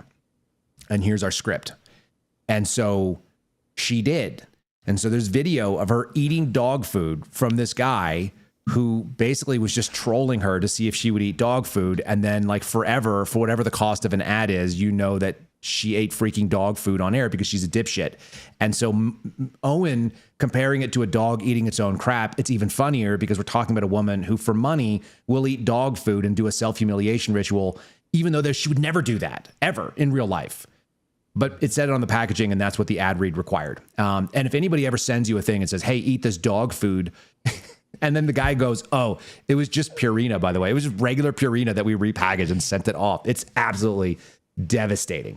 It's freaking devastating. Laugh line from Seinfeld where Elaine is going through some Garrett O'Boyle level fast, not eating, and she gets so delirious. She just randomly pipes out how do we know the dog food's any good? Who tastes it? Well, now we got our answer. It's Laura Loomer. It's Laura Loomer who tastes it. That's the answer. So all of that is just, it's funny and sad at the exact same time.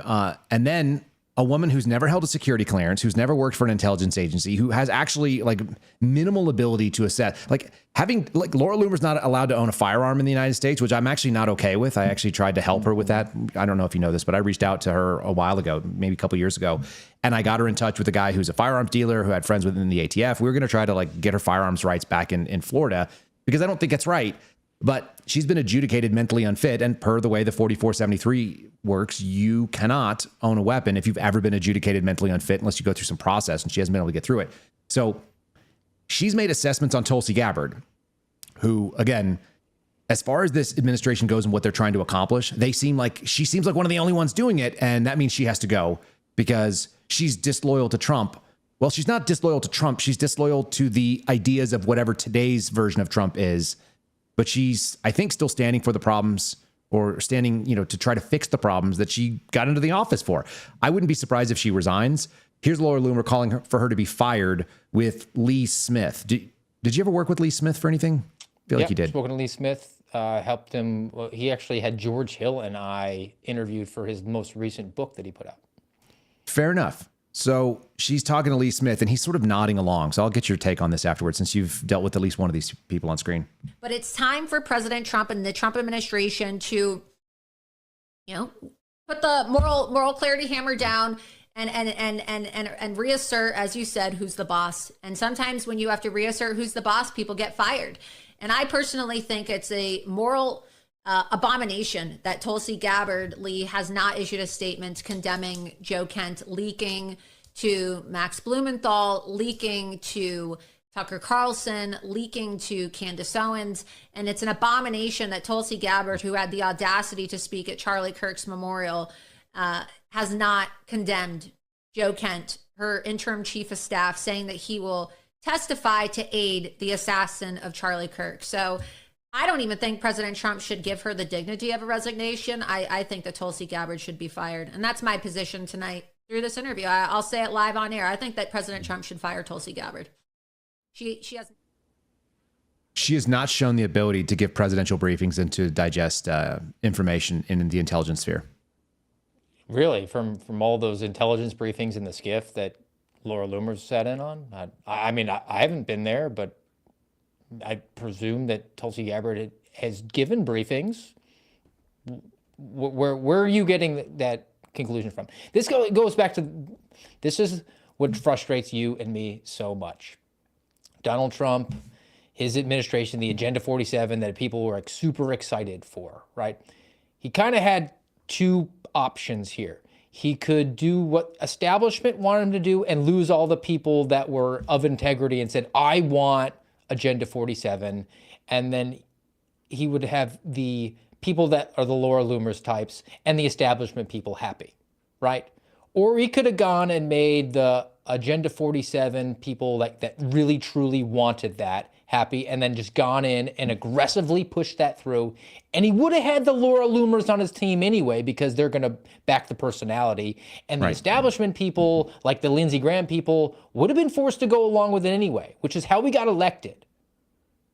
And instead, he just appeased one side and is now counting on the shaming of the Laura Loomer's types and the Ben Shapiro's types and the Mark Levin's types. They think that like they're going to be able to be loud enough to get the Kyle Seraphins and the Steve Friends to be like, I guess I'll just get in line. What part of our background lets you think that we're like team guys? At what point there's a big, in the last 4 years? Well, there's a big question. It's like that podcasts don't have influence, that people listen to information, they consume it, they digest it. Some people blindly follow it. People who listen here, I hope you're skeptical in general. I think that you make your own decisions. I trust my audience to be able to make their own choices. I don't need to tell you how to think. I'm never going to tell people how to think. I don't think it's a good idea. I'll tell you how I think, and I'll tell you why I think it, and then you're free to disagree. And that's the most honest way to go about it. There are plenty of people that are in that space that are saying, this is what I think. These are the values that I hold. This is the reasons why I hold those values. The people that say, I'm loyal to the man, and no matter what he says, I'm going to say the same thing. Like, you're immediately not valuable to me. You have just discredited yourself. I actually have a bit about podcasts in just a second. We're going to do Donald Trump talking about the deep state problem that he's going to fix. I don't know when it's going to happen. So we'll evaluate that, and then we'll do a wrap up from the 3-hour interview we did, and I'll actually clip it so that people who want to see it can have it and share it. Kind of a short, maybe 5 to 10 minute segment. Since I know you listened to me talking to Steve Baker, and Steve he's a long form discusser, and so we'll try to do a short form Steve friend Kyle Seraphin kind of breakdown of what we've heard over the last week from these things.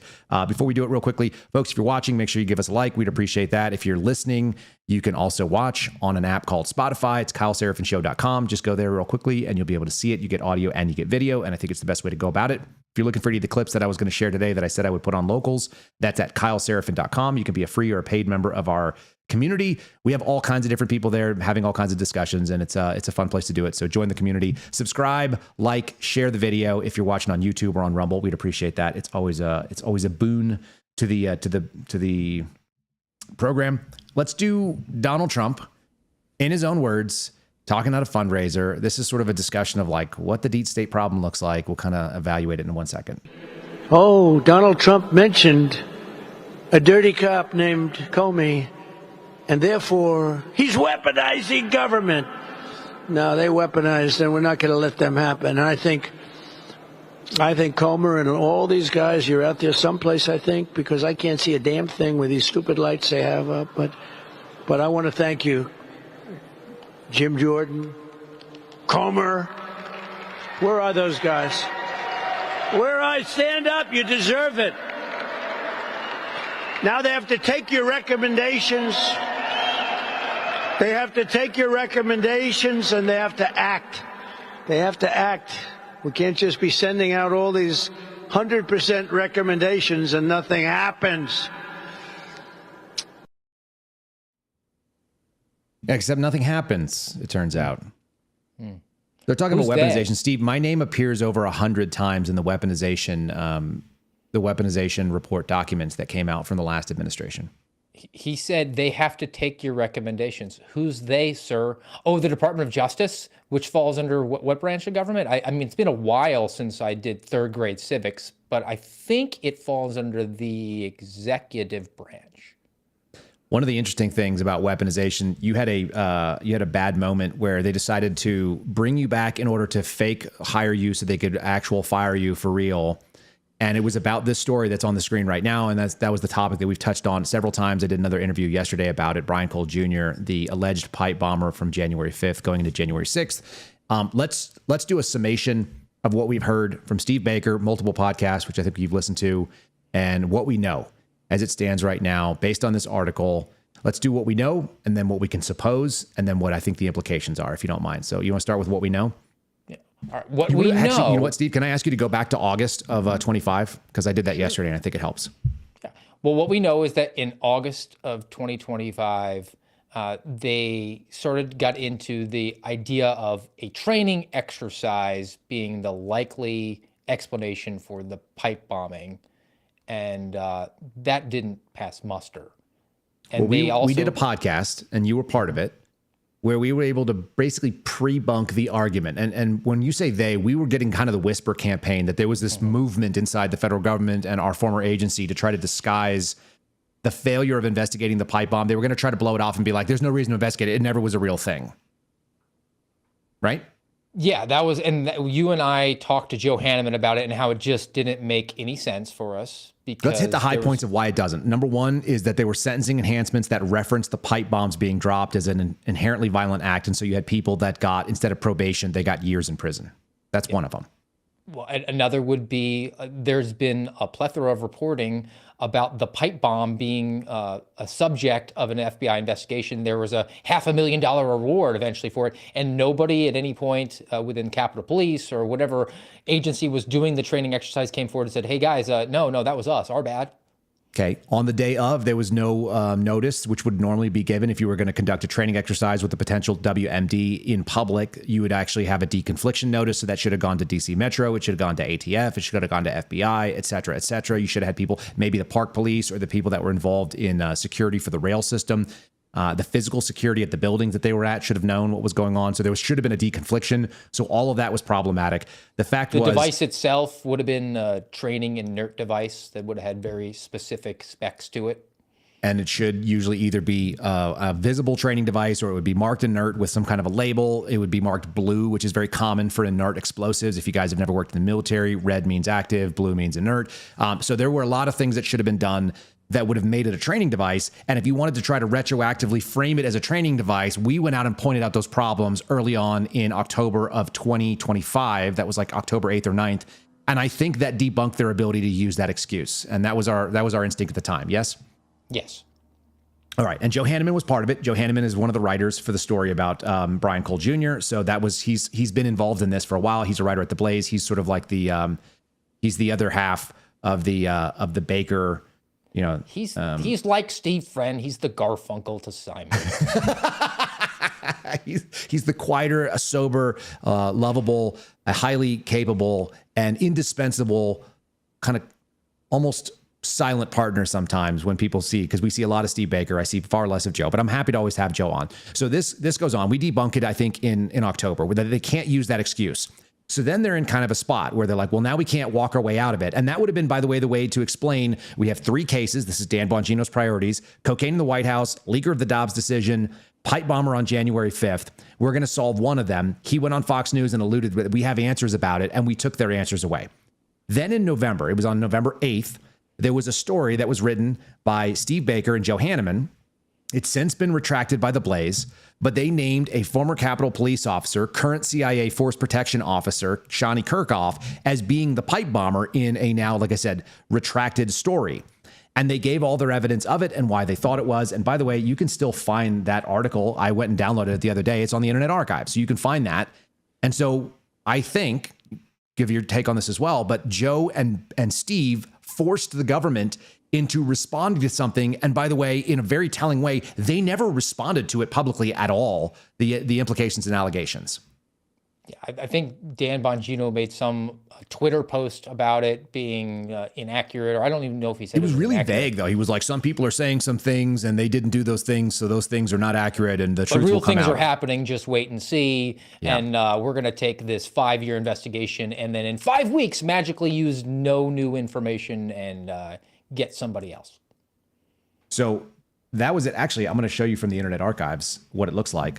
Here's the story, still available. I downloaded it in PDF format just because I think it's well relevant. It's still there. It's still on the web. But there you have the now retracted story, and they retracted it for various reasons. One of the reasons that they said in their subheadline, a computer program compared the bomb suspect's gait to that of Shawnee Kirkhoff, produced a 94% match. They said they had an individual look at it, 94 to 98% match. There was this whole discussion about whether gait analysis was real. Amusingly enough, they used gait analysis out loud in other situations. We heard people from the FBI come on and talk about it in the Samantha Guthrie case, in the Nancy Guthrie situation, asking about this. So we had this whole big thing. That's in November.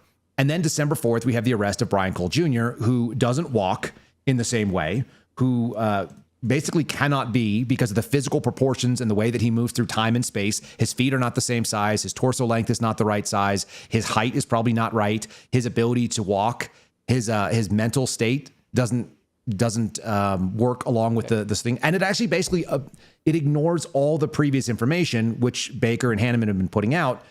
The big ones are that Capitol Police was almost certainly involved. I think I would say that it would be almost impossible to conclude otherwise, because they're the ones who found the bombs. They stopped looking for other bombs right afterwards. They had all these other shady things that kind of like aligned with it. And the person who was walking around on that night was able to avoid security camera footage and seemed to know exactly where all the cameras are, which are operated by United States Capitol Police. You'd have a really hard time making that argument that a autistic guy who goes into Washington, D.C. once per year for the last 3 years was able to walk around unguided by a map and on his phone, and was able to just like roll through it, and that they weren't able, if he was operating on his phone the whole way through, then you would have been able to find him immediately. Like, there's no question that you could have been found. And then, of course, there's the questions about Loudermilk and the 2025 update that they put out last year, which stated very, very conclusively that the FBI ignored law enforcement phone numbers right away, which would, again, also indicate that somebody in law enforcement, part of the government, et cetera, et cetera. There were so many things that strengthened the case that Brian Cole Jr. could not be the person. Not to mention, people who are in the FBI, people who live on his street and so on, have come forward and said, I've seen this guy walk literally thousands of times, and he's not the guy that was walking on that day. Eyeball test alone, as soon as we had the photograph, I knew that it couldn't be him. because this guy's physical dimensions allow him to likely tie his shoes without bending over. Right. And the pipe bomber was not built that way, and we have video to show it. There's a lack of athleticism in Brian Cole Jr.'s movement. Again, the foot size has been measured conclusively. There's been some real fallout from this. They've attempted to smear Tulsi Gabbard. I've got all the archived stories here. I'll put them up again in today's show notes so you guys can see them. But a lot of really ugly stuff happened. And that's when I think you went out and made some claims that if somebody is willing to put away an innocent man, you're looking right now at the video, like a still from the video where they actually interrogated him. If you're willing to put that guy, who were very comfortable, I would say that I am 100% comfortable saying that he did not do this, and that there's almost no way I don't think there's anything you could do to convince me. And it turns out the government doesn't have that proof anyway, which would be video of him taking off a mask and the hood and waving at the camera or something. That doesn't exist. They would have already shared that. You can't convince me he did it. And you said if you set up an innocent man and put him in prison, then you should rot in prison yourself for life. Yes. That's how you lost a job the second time, which they fake hired you back into. Yes, which should be problematic if, in fact, when in fact it's proven by Joe Hanneman and Steve Baker that they did exactly that. It would mean that the FBI fired somebody who hadn't been rehired for things that they said when they weren't rehired that were actually factually accurate. For those of you who need to see it, here's the length determinations. These are the sizes. They actually do a side-by-side. There's some mapping software that's being used. This is coming from 48 minutes of body cam footage. They have about the same amount of footage of Brian Cole Jr. walking on the side of the road while not being aware of being observed by a body cam. And you have then the hooded pipe bomber who's walking around, I would say probably new, was being observed. One of the things we talked about is the confidence of the walk, the knowing that you are doing something that is like either within your duty or within your authorities to do, and not looking over shoulder and not being concerned, and so on and so forth. Waving to police as they drive by. Lot of issues that were brought up. Steve Baker also brought up the fact that there has been a concentrated and concerted smear effort, not just against Tulsi Gabbard, as we pointed out earlier. In fact, I could probably show you the article here, which I think comes from, here you go. This is a great headline from it. This is coming from Daily Beast. Innocent woman smeared as bomber after Gabbard's goon DIY probe. So this is going back to November of last year. This is right after the story was put out. And the innocent woman, they make a sighting of puppies, not the single dog that the Capitol Police officer that was alleged. And here's the thing that no one's ever been able to explain. I was surveilling the house right next door to former Capitol Police officer Shawnee Kirchhoff's home. She lived next door. She was 5 feet away from a guy that was the FBI's person of interest within a week. And nobody can tell us why that is. The statistical anomalies on that are trillions to one. I think it's like 6 trillion to one that you would randomly pick two houses and just end up next to it. And there's just no reason for us to think that. Similar but I don't know what to going to the only bush in Washington, D.C. and finding a device under it. It's the same sort of odds, that you pick the only bush in Washington, D.C. and end up where you needed to be. And then you'd stop looking 5 seconds later because you found the only device and it was all over. The number of anomalies that exist are huge. The amount of political smear that's going on is significant. The backlash against Tulsi Gabbard and the attacks on Joe Kent and the lies that Steve Baker has revealed. What he said is that this week alone, the Daily Wire reached out to him, and this was a major drop on Viva's podcast. The Daily Wire reached out to him and said, we've had 3 separate IC intelligence community sources call us up and tell us at the Daily Wire that not only was Joe Kent a leaker, but the classified technology and documents that he leaked went to you, Steve Baker. What is your response? And he laughed. And he said, it's the exact opposite. I took information which was not classified that was in my possession, and I brought it to ODNI, and they were able to evaluate it to include Joe Kent. And then they started looking into, could this person, who is a member of the intelligence community now working for the CIA, be the person that was the pipe bomber? And so there's no leak because it went upstream and not downstream. It went from someone who had no clearance to people who had clearances. They may have put it into a document and assessed it with a clearance, but the original information was unclassified and it came from Steve Baker's own work. And so that was wrong, but it was smeared against Joe Kent that he's a known leaker and has been leaking for a long time. It turns out all of this stuff looks like pipe bomber cover-up. Go ahead with your thoughts on that, my friend. They're just trying to kill all the birds with one stone, I guess. Is that the strategy? Like, they're going to be going after Joe Kent because he's persona non grata right now. He's enemy number one because it's of the news cycle. But hey, at the same time, could we get rid of this other thing that could be hovering around? We haven't really addressed it. We've kept it on the back burner as long as we can. We got some court hearings coming up here that might not go so well for us. Let's just go atomic option, nuclear S-Vest style on everything. Now, it also should be stated that there are things that are confusing to the public if you guys are watching from the outside. And those confusing things look like the following. There are claims that Brian Cole Jr. should be considered in the pardon that Donald Trump put out. And there's a different legal team that's making the argument that he's in fact completely innocent and they're trying to exonerate him. So they're doing, one team is doing Perry Mason, I think. And it's been a long time since I watched Perry Mason, but Perry Mason was always kind of like cracking the case and doing the defense, right? Am I wrong? Or he was solving the case while he was being the lawyer. There's one group that's actually trying to exonerate Brian Cole Jr., which I think is doable. And I think the evidence will exist. And basically the FBI's case is so bad, it's not going to be that hard. The other side is just trying to get the best possible outcome. These are not people that are in conflict with each other, but they are not working the same lines of reasoning. So the attorneys out of Atlanta that are doing civil rights work. One way up the mountain, right? And they're both zealously representing their client. They're both good faith efforts. And you can argue that he should be pardoned, in which case this case is moot. And you can also argue that this case should have never been brought because the flimsy evidence against him is not even enough for probable cause. And so that's also a tactic. So there are multiple tactics being employed by two different law firms, as far as we can tell. This is just my analysis from looking on the outside and seeing the filings. They're filed by different people on behalf of Brian Cole Jr. So while that's all happening, you would maybe be confused if you were in the public. But that's the lay of the land is there seems to be conclusive evidence that one way or another, whether or not the previously named suspect or subject that the Blaze has walked away from and is cowardly sort of hiding from, I think this is going to be the end of the Blaze. Can I predict that as well? I think it's going to end the Blaze. I think that if they actually do acquiesce and bend the knee and make some sort of public attribution or acknowledgement that Johnny Kirkhoff is not the person, we apologize, we're going to pay you out $5-10 million. Yep. That will be the death knell. And then on top of that, when Steve Baker and Joe Hanneman come out and prove that that was accurate, that theoretically could have saved them, but it'll be too late. So, Steve, for whatever it's worth, I look at that and I just say, it goes back to the theme of today's show. What are you conserving? And if you're a conservative news outlet and you're trying to talk to people that have a biblical faith, that have a understanding of the Constitution, that believe in rule of law and all the things that made people want to vote for Donald Trump in the way that they did because of the promises he made under Agenda 47, if you are a conservative news outlet, then the truth should be your highest aim. In fact, all news outlets should aim for truth. I just don't think any of them do.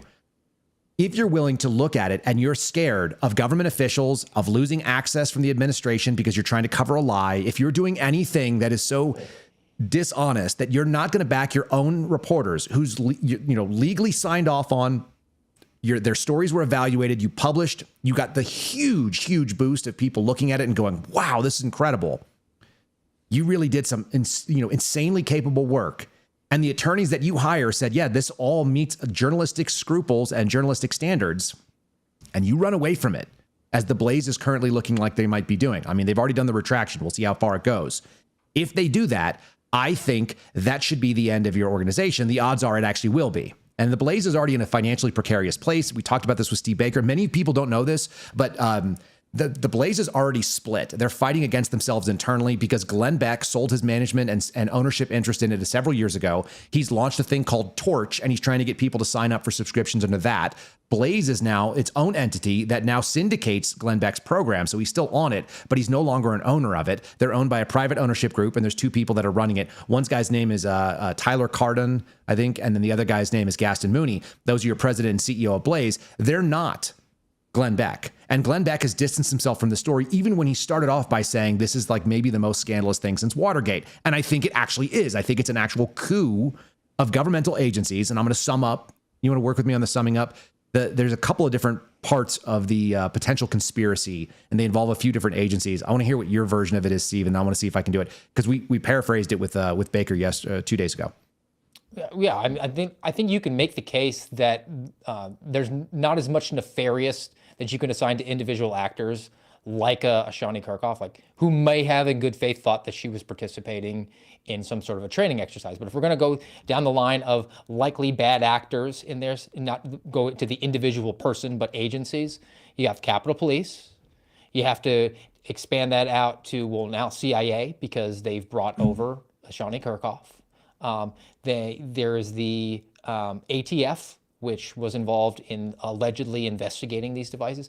And then you have an FBI, which is a mop-up crew and theoretically supposed to be investigating it. And then 5 years later, when it was politically inconvenient to say, we might just be part of a giant government conspiracy, let's just find a patsy and do it in exactly the time we need it to happen so that Dan Bongino can have a celebratory press conference on his birthday and say, hey, look, I provided this, and go out. And then we will just kill all the birds with one stone that are inconvenient.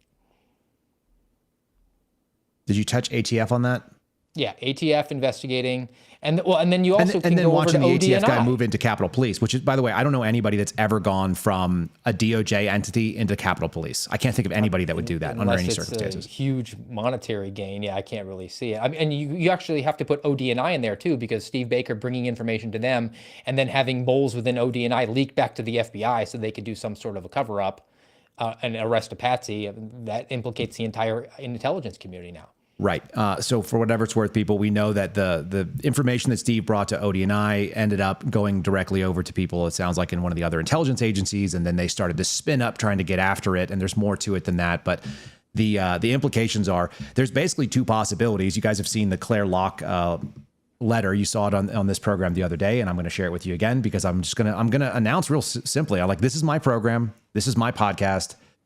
You guys sent me a letter, Claire Locke. I will say I'm confident they're watching this, and probably seen the other 2 times as well. I'm not going to read the letter. You guys can read it yourself. But essentially, they make the statement that I knowingly have said false things. And you can listen to my voice. I believe the things that I'm saying are true. I think the evidence is there. I also don't necessarily believe that their client has done anything that is inappropriate. I do have the instinct, having worked in the space and having watched what these people do, that if you were asked to do something, if I was asked to do a surveillance on somebody, or I was asked to go drop something somewhere, I was supposed to do a dead drop, an information drop, meet with a source and hand them an envelope with some money, and then I found out I was paying off an assassin or something. I mean, if I had done something that sounded legit right up front, I've paid sources that were not mine for the FBI. Steve, I don't know if you've ever done that, but I've actually been asked to go and pay a source that I knew of, but I didn't know what they were paying for, or what information that they were giving, because they weren't my source. If I found out afterwards that I had been giving them money to do something illegal, like move drugs or to traffic children or to kill somebody, I would be in the clear, because I would have no mens rea. I would have no knowledge of the crime. I wouldn't be part of the crime. I would have just been a person that had done an action that was inside of the broader conspiracy, but not read into the conspiracy. And I think it's very plausible. And I think we talked about this with Steve Baker, but this is kind of the overwhelming belief that we have.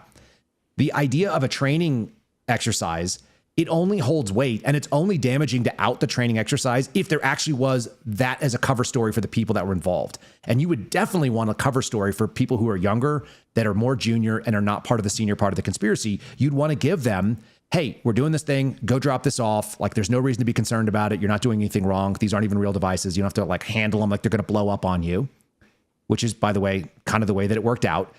There were parts that broke off the devices, making them inoperable. They were always inert, as far as I was briefed. They didn't have the ability to actually go off.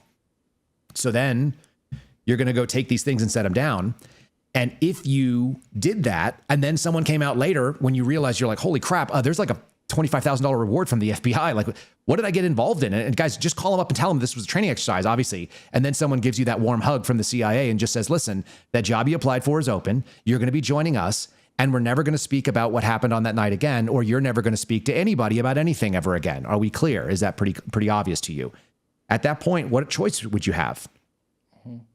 And that just says nothing about how this individual was taking headshots with pepper balls at people on J6. So there might be a little bit of extra motivation to be like, you know what? Screw those guys. It was an attack on our democracy. And that'll be interesting, actually, relating back to Brian Cole. You have a Department of Justice, which we didn't say. I mean, we were saying individual agencies within the Department of Justice. How about prosecutors within the Department of Justice that are going to have to make the case that they had sentencing enhancements on January 6 cases saying that there was a pipe bomb, ergo it was terrorism. Right. And the J6 pardon can't apply, though, to the pipe bomber, which is why I think the DOJ is really hoping that Judge Boasberg just says the pardon. Hey, it's that communist judge, guys. I guess we'll have to reelect Jim with the G, Jordan, to office so we can try to impeach him. But we got our man. Case closed. So all that takes to the part where I explained to Viva the other day, and I explained to our audience that we're talking about a letter and a discussion of defamation. I don't know how it is defamatory if you were involved in something that, like I said, there's no malice on my end, and I'm more than happy to see the exculpatory evidence. I would love to see it. And if they want to make it available, very broadly speaking, the podcast platform is available to the folks from Claire Locke if they want to come on and talk about their client. If their client is available and an apology is warranted, I will 100% give one. I have no invested interest in one person or another. What I do know is that Brian Cole Jr. didn't do the thing that's alleged from everything we can tell. And since we know that, then we work backwards. Who's the most likely person that did that? That doesn't mean that that person did something wrong. Again, the way that my team was briefed on this thing, we were briefed that they were inert objects that the FBI knew in January of 2021, 1 week after the so-called pipe bombs were dropped. It was clear to people who were briefing us on the case that they were inert. And by the way, I'm not the only one who heard that. So that can be substantiated. So it's going to be interesting. Anybody who wants to come out and discuss it with us. By the way, I went looking for what that tweet was that they thought was a defamatory. This is the defamatory. This is how unserious we are as a country right now. This was considered a defamatory tweet. Okay. This is someone called Evan B. I have no idea who that person is. Let me see. They have 324 followers, husband, dad, musician, nothing against you, Evan. I don't know who you are. But that person posted a meme that he created or someone else created that said, say her name. It's an adaptation from Breaking Bad. And the guy says, Shawnee Kirkhoff. He says, you're goddamn right. And my response to it was eyeballs. Can you see my response on the screen or no? I can't. I just see Evan. Okay, hold on. Let me make it actually available so you guys can see it. Is that along the lines of the Alexis Wilkins lawsuit that says that somebody put a pointing emoji to something else? So yeah, no, it's the same thing. I think it's actually the same sort of thing that they sued, what's his name, Elijah Schaefer over. Mm-hmm. So now you can see it. It's literally my response is an emoji of eyeballs, which, by the way, that is a response. I don't even know what I meant by that, and neither do they, and nobody else knows what it means either. It's not really that important to find that to be the basis for a defamation lawsuit. It's freaking insane. It's an insane situation because there's no animus. There is no animus. I have no malice. I don't care who did what. I would like to know the truth because there's a lot of people that serve prison time that they probably wouldn't have otherwise. And there's an innocent guy that's sitting in prison right now. And I think that's really problematic. I think that says that you have a captured system when the person who looks like this and doesn't belong there is being imprisoned and he's not being let out, even though they should. There's no presumption of innocent for Brian Cole Jr. because it's too dangerous, I think, to our government's case. And that leads me to think that it all should be tossed down.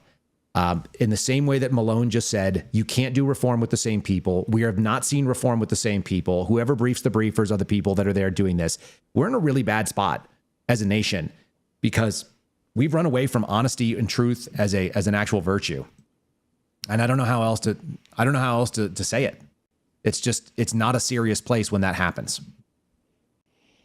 It's really disappointing because there was a generational opportunity. There was an appetite from a lot of people who historically were not necessarily interested in politics, and shame on them. I mean, politics stinks. The people that are in it stink, but we all are theoretically supposed to be citizens. And I say it all the time, like being American is an action verb. You don't, it's not just an idea, it's an action verb. You have to be involved to a certain extent, and it can't just be every 2 or 4 years at the ballot box where you just look at a letter by a person's name and just mark the bubble next to that, right? You're supposed to be engaged. And I think there was an opportunity in 2024. A lot of people were like, hey, I'm on board for what's going on here, what's being said. And now that's been lost, very much like it was after the Tea Party movement 15 years ago. That's right. The same thing happened. Yeah, these movements seem to die out because there's a compromise of principles and then it kind of all goes away. And the heroes of that movement end up becoming part of whatever it is. They join the thing that people thought they were going in to fight against. One of those people is Dan Bongino. I found this clip the other day. You guys may have seen this. It's Nick Lutzko. He is the man that did the Dan Bongino song that I played you the other day. I'm going to play it again today because I think it's freaking hilarious. I absolutely love it. But more importantly, he in his original song, I Want to Be Like Dan Bongino, he asked Dan Bongino to become his dad, which is a really silly thing. And so then he's been carrying on as though Dan Bongino is his adopted father. And I found this, talking about people who've like let people down, the fall from grace that people feel because of Dan Bongino's behavior is borderline hilarious.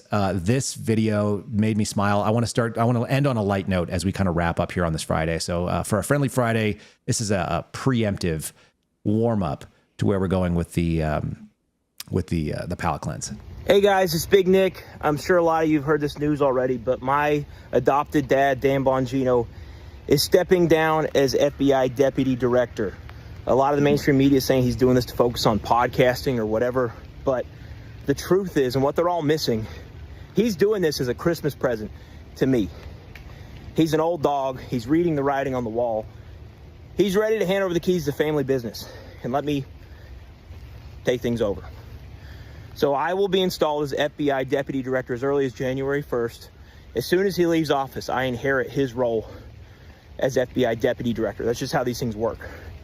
I know a lot of you guys probably think, but Big Nick, you're like a musician, right? You never run the FBI before, and you got me on that. I never have run the FBI, but I have a very low tolerance for knuckleheads and knuckleheaded behavior. And I think that alone puts me above anyone else who could do this job. So I'm excited to get in there. I think my main point of action is time to get Kash Patel out of there. I'm not crazy about playing second fiddle to that guy. And then from there, I'll focus on Vance and Trump and whoever else. But I'm excited to get in there and shake things up. So if you have any special requests for big changes to be made in the new year, just go ahead and tag me here at FBI Deputy Director, BigNickLet'sGo.com. All right, God bless. That's about as serious as we deserve right now.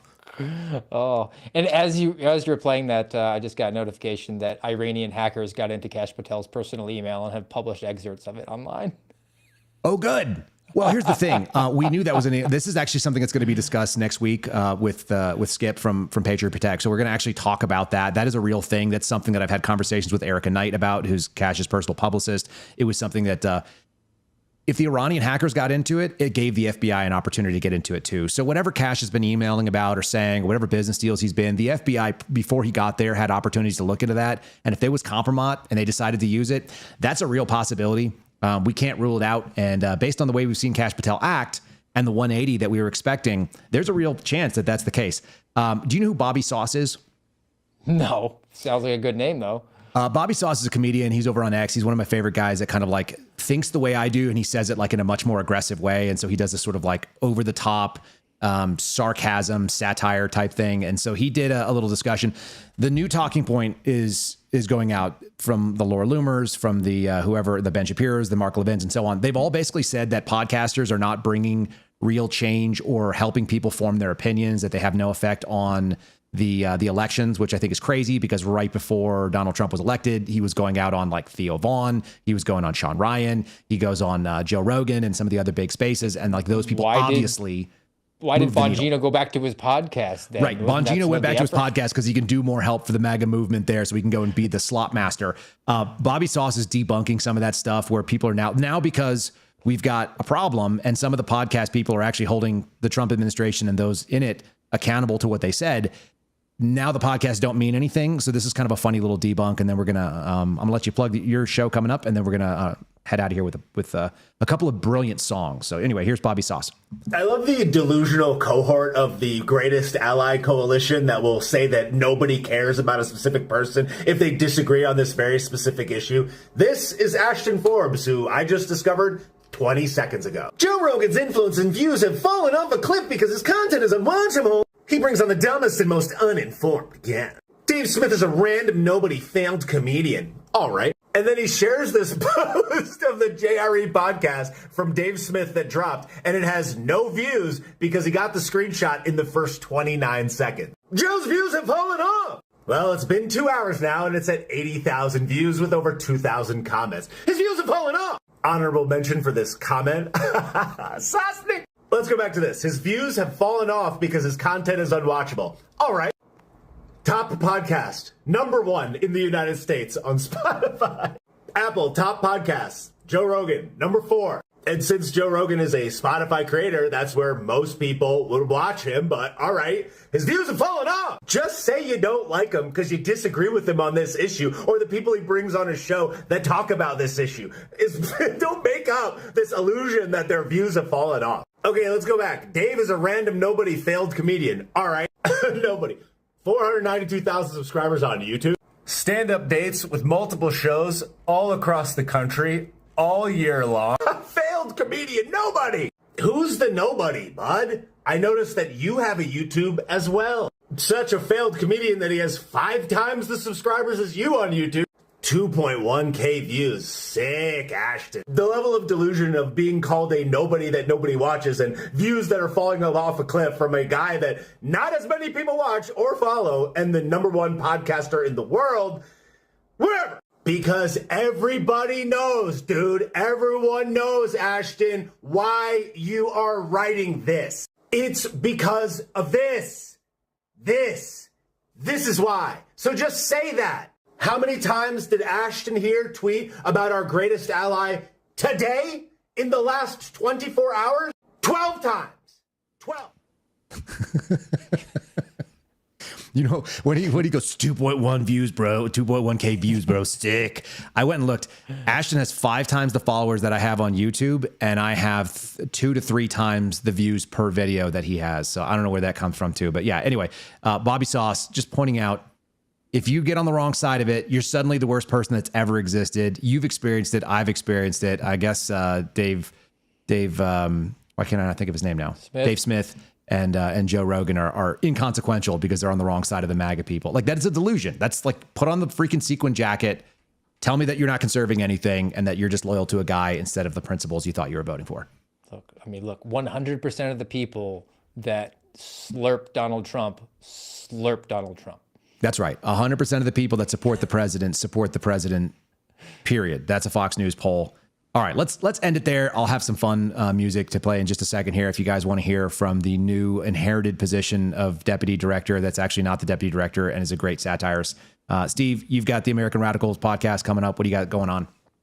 Well, join us on the American Radicals podcast, noontime on Rumble, YouTube at AmRadPod. Today it's kind of a grab bag-ish roundup on some stories talking about how the United States government is insolvent and nobody paid attention to it, how former ICE Barbie still has her paramour going to South America with her, and we'll actually explain what Women's Equal Pay Day actually means. Love it. Steve, thanks for joining me. I appreciate it. Thanks for being on the road with me and having a better background than me this morning. One time, man. One time. As good as I was. Thanks, bud. Have a good weekend. Later. All right, folks, I'm going to set it up real quickly. We're going to do the progression. This is what happens as you become disillusioned. You may start off wanting to be somebody, and then you're going to want to be somebody else. This is Nick Lutsko, L-U-T-S-K-O, L-U-T-S-K-O. I've been sending this video around to people. This is an old one, and we're going to show the progression of time as people become disillusioned with their heroes. I want to be at the RNC. I want to see Patricia McCloskey. I want to scream for the GOP. I want to sit with Dan Bongino. I want to show the American flag. Eggs behind the toilet in grandma's basement. I want to ask him if he'll be my dad. I want to change my name to Nick Bongino. I want to tell him about the man in the stairs. He kind of looks like Dan Bongino. Grandma tries to tell me not to go down there, but I would be safe with Dan Bongino. I want to be at the RNC. I want to be like Dan Bongino. I want to be at the RNC. I want to be like Dan Bongino. When your heroes let you down and you become disillusioned as time goes on, you may end up underneath the crawl space of your house, holding on to a Webby, which is an award you get for doing great work online, and changing who you want to be, even as a grown man. Here's the evolution of that, starting now. Who's the man that quit his podcast to serve his country? Dan Bongino. Who's the man that quit that job in 292 days? Dan Bongino. Who's the man that went on Fox News and complained he missed his wife because he had to go into an office? Dan Bongino. I stare at these four walls all day and I gave up. who took one look into the Epstein files and said, nothing to see here, folks. Dan Bongino, who was forced into retirement after 2 civilian deaths in Minneapolis.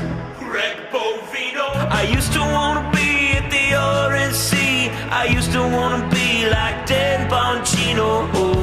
But these days I only want to be like the great one,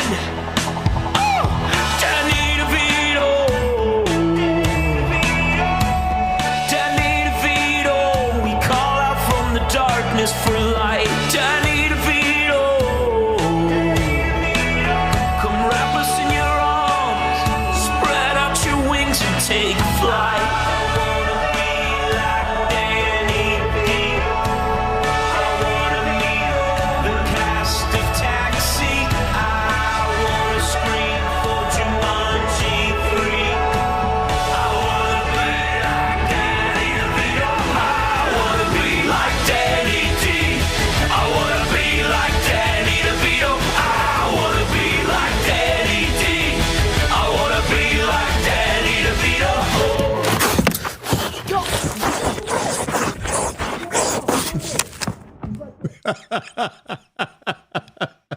There's something wrong with me. I'm not going to tell you guys how many times I have heard that song this week, but it's a lot. It's a whole bunch. And every time that I see it that's on my screen, I just go ahead and hit play and watch it again. So it's over on our locals, and you guys should follow Nick, because I don't think he agrees with you politically, but he's freaking funny. That's a weird dude. That's some funny stuff. We might as well laugh. I'm going to be driving a long ways to get back to our home studio. I'll be there for Monday. So I appreciate all of you guys that have been part of the program this week as we've been on the road. Make sure you're supporting our sponsors. We all appreciate you guys doing that, and you guys do a great job of making sure if you're in the market for the things that we're doing and we're representing, then you guys check them out first. There is a link in our show descriptions for all the affiliates, whether it be Secure It, the Gun Safe Company, Shield Arms for weapons and things like that, and some of the other stuff that we're working with. Manhattan Jerky, I just ordered a bunch. We're taking it home with us. So check them out. They're on the link in the bottom of our show notes. And God bless all of you. Hope that made sense. Hope that helped you out as you kind of evaluate what's going on. I hope you can also laugh, because gosh darn it, we might as well. See you on the other end of it. Safe travels for all you that are moving like I am this weekend. And we'll see you back here Monday, 0930 Eastern time for the Kyle Seraphin Show. Thanks for listening to the Kyle Seraphin Show, streamed live weekdays on rumble.com/Kyle Seraphin. Follow Kyle on Twitter, Truth Social, and Instagram at Kyle Seraphin.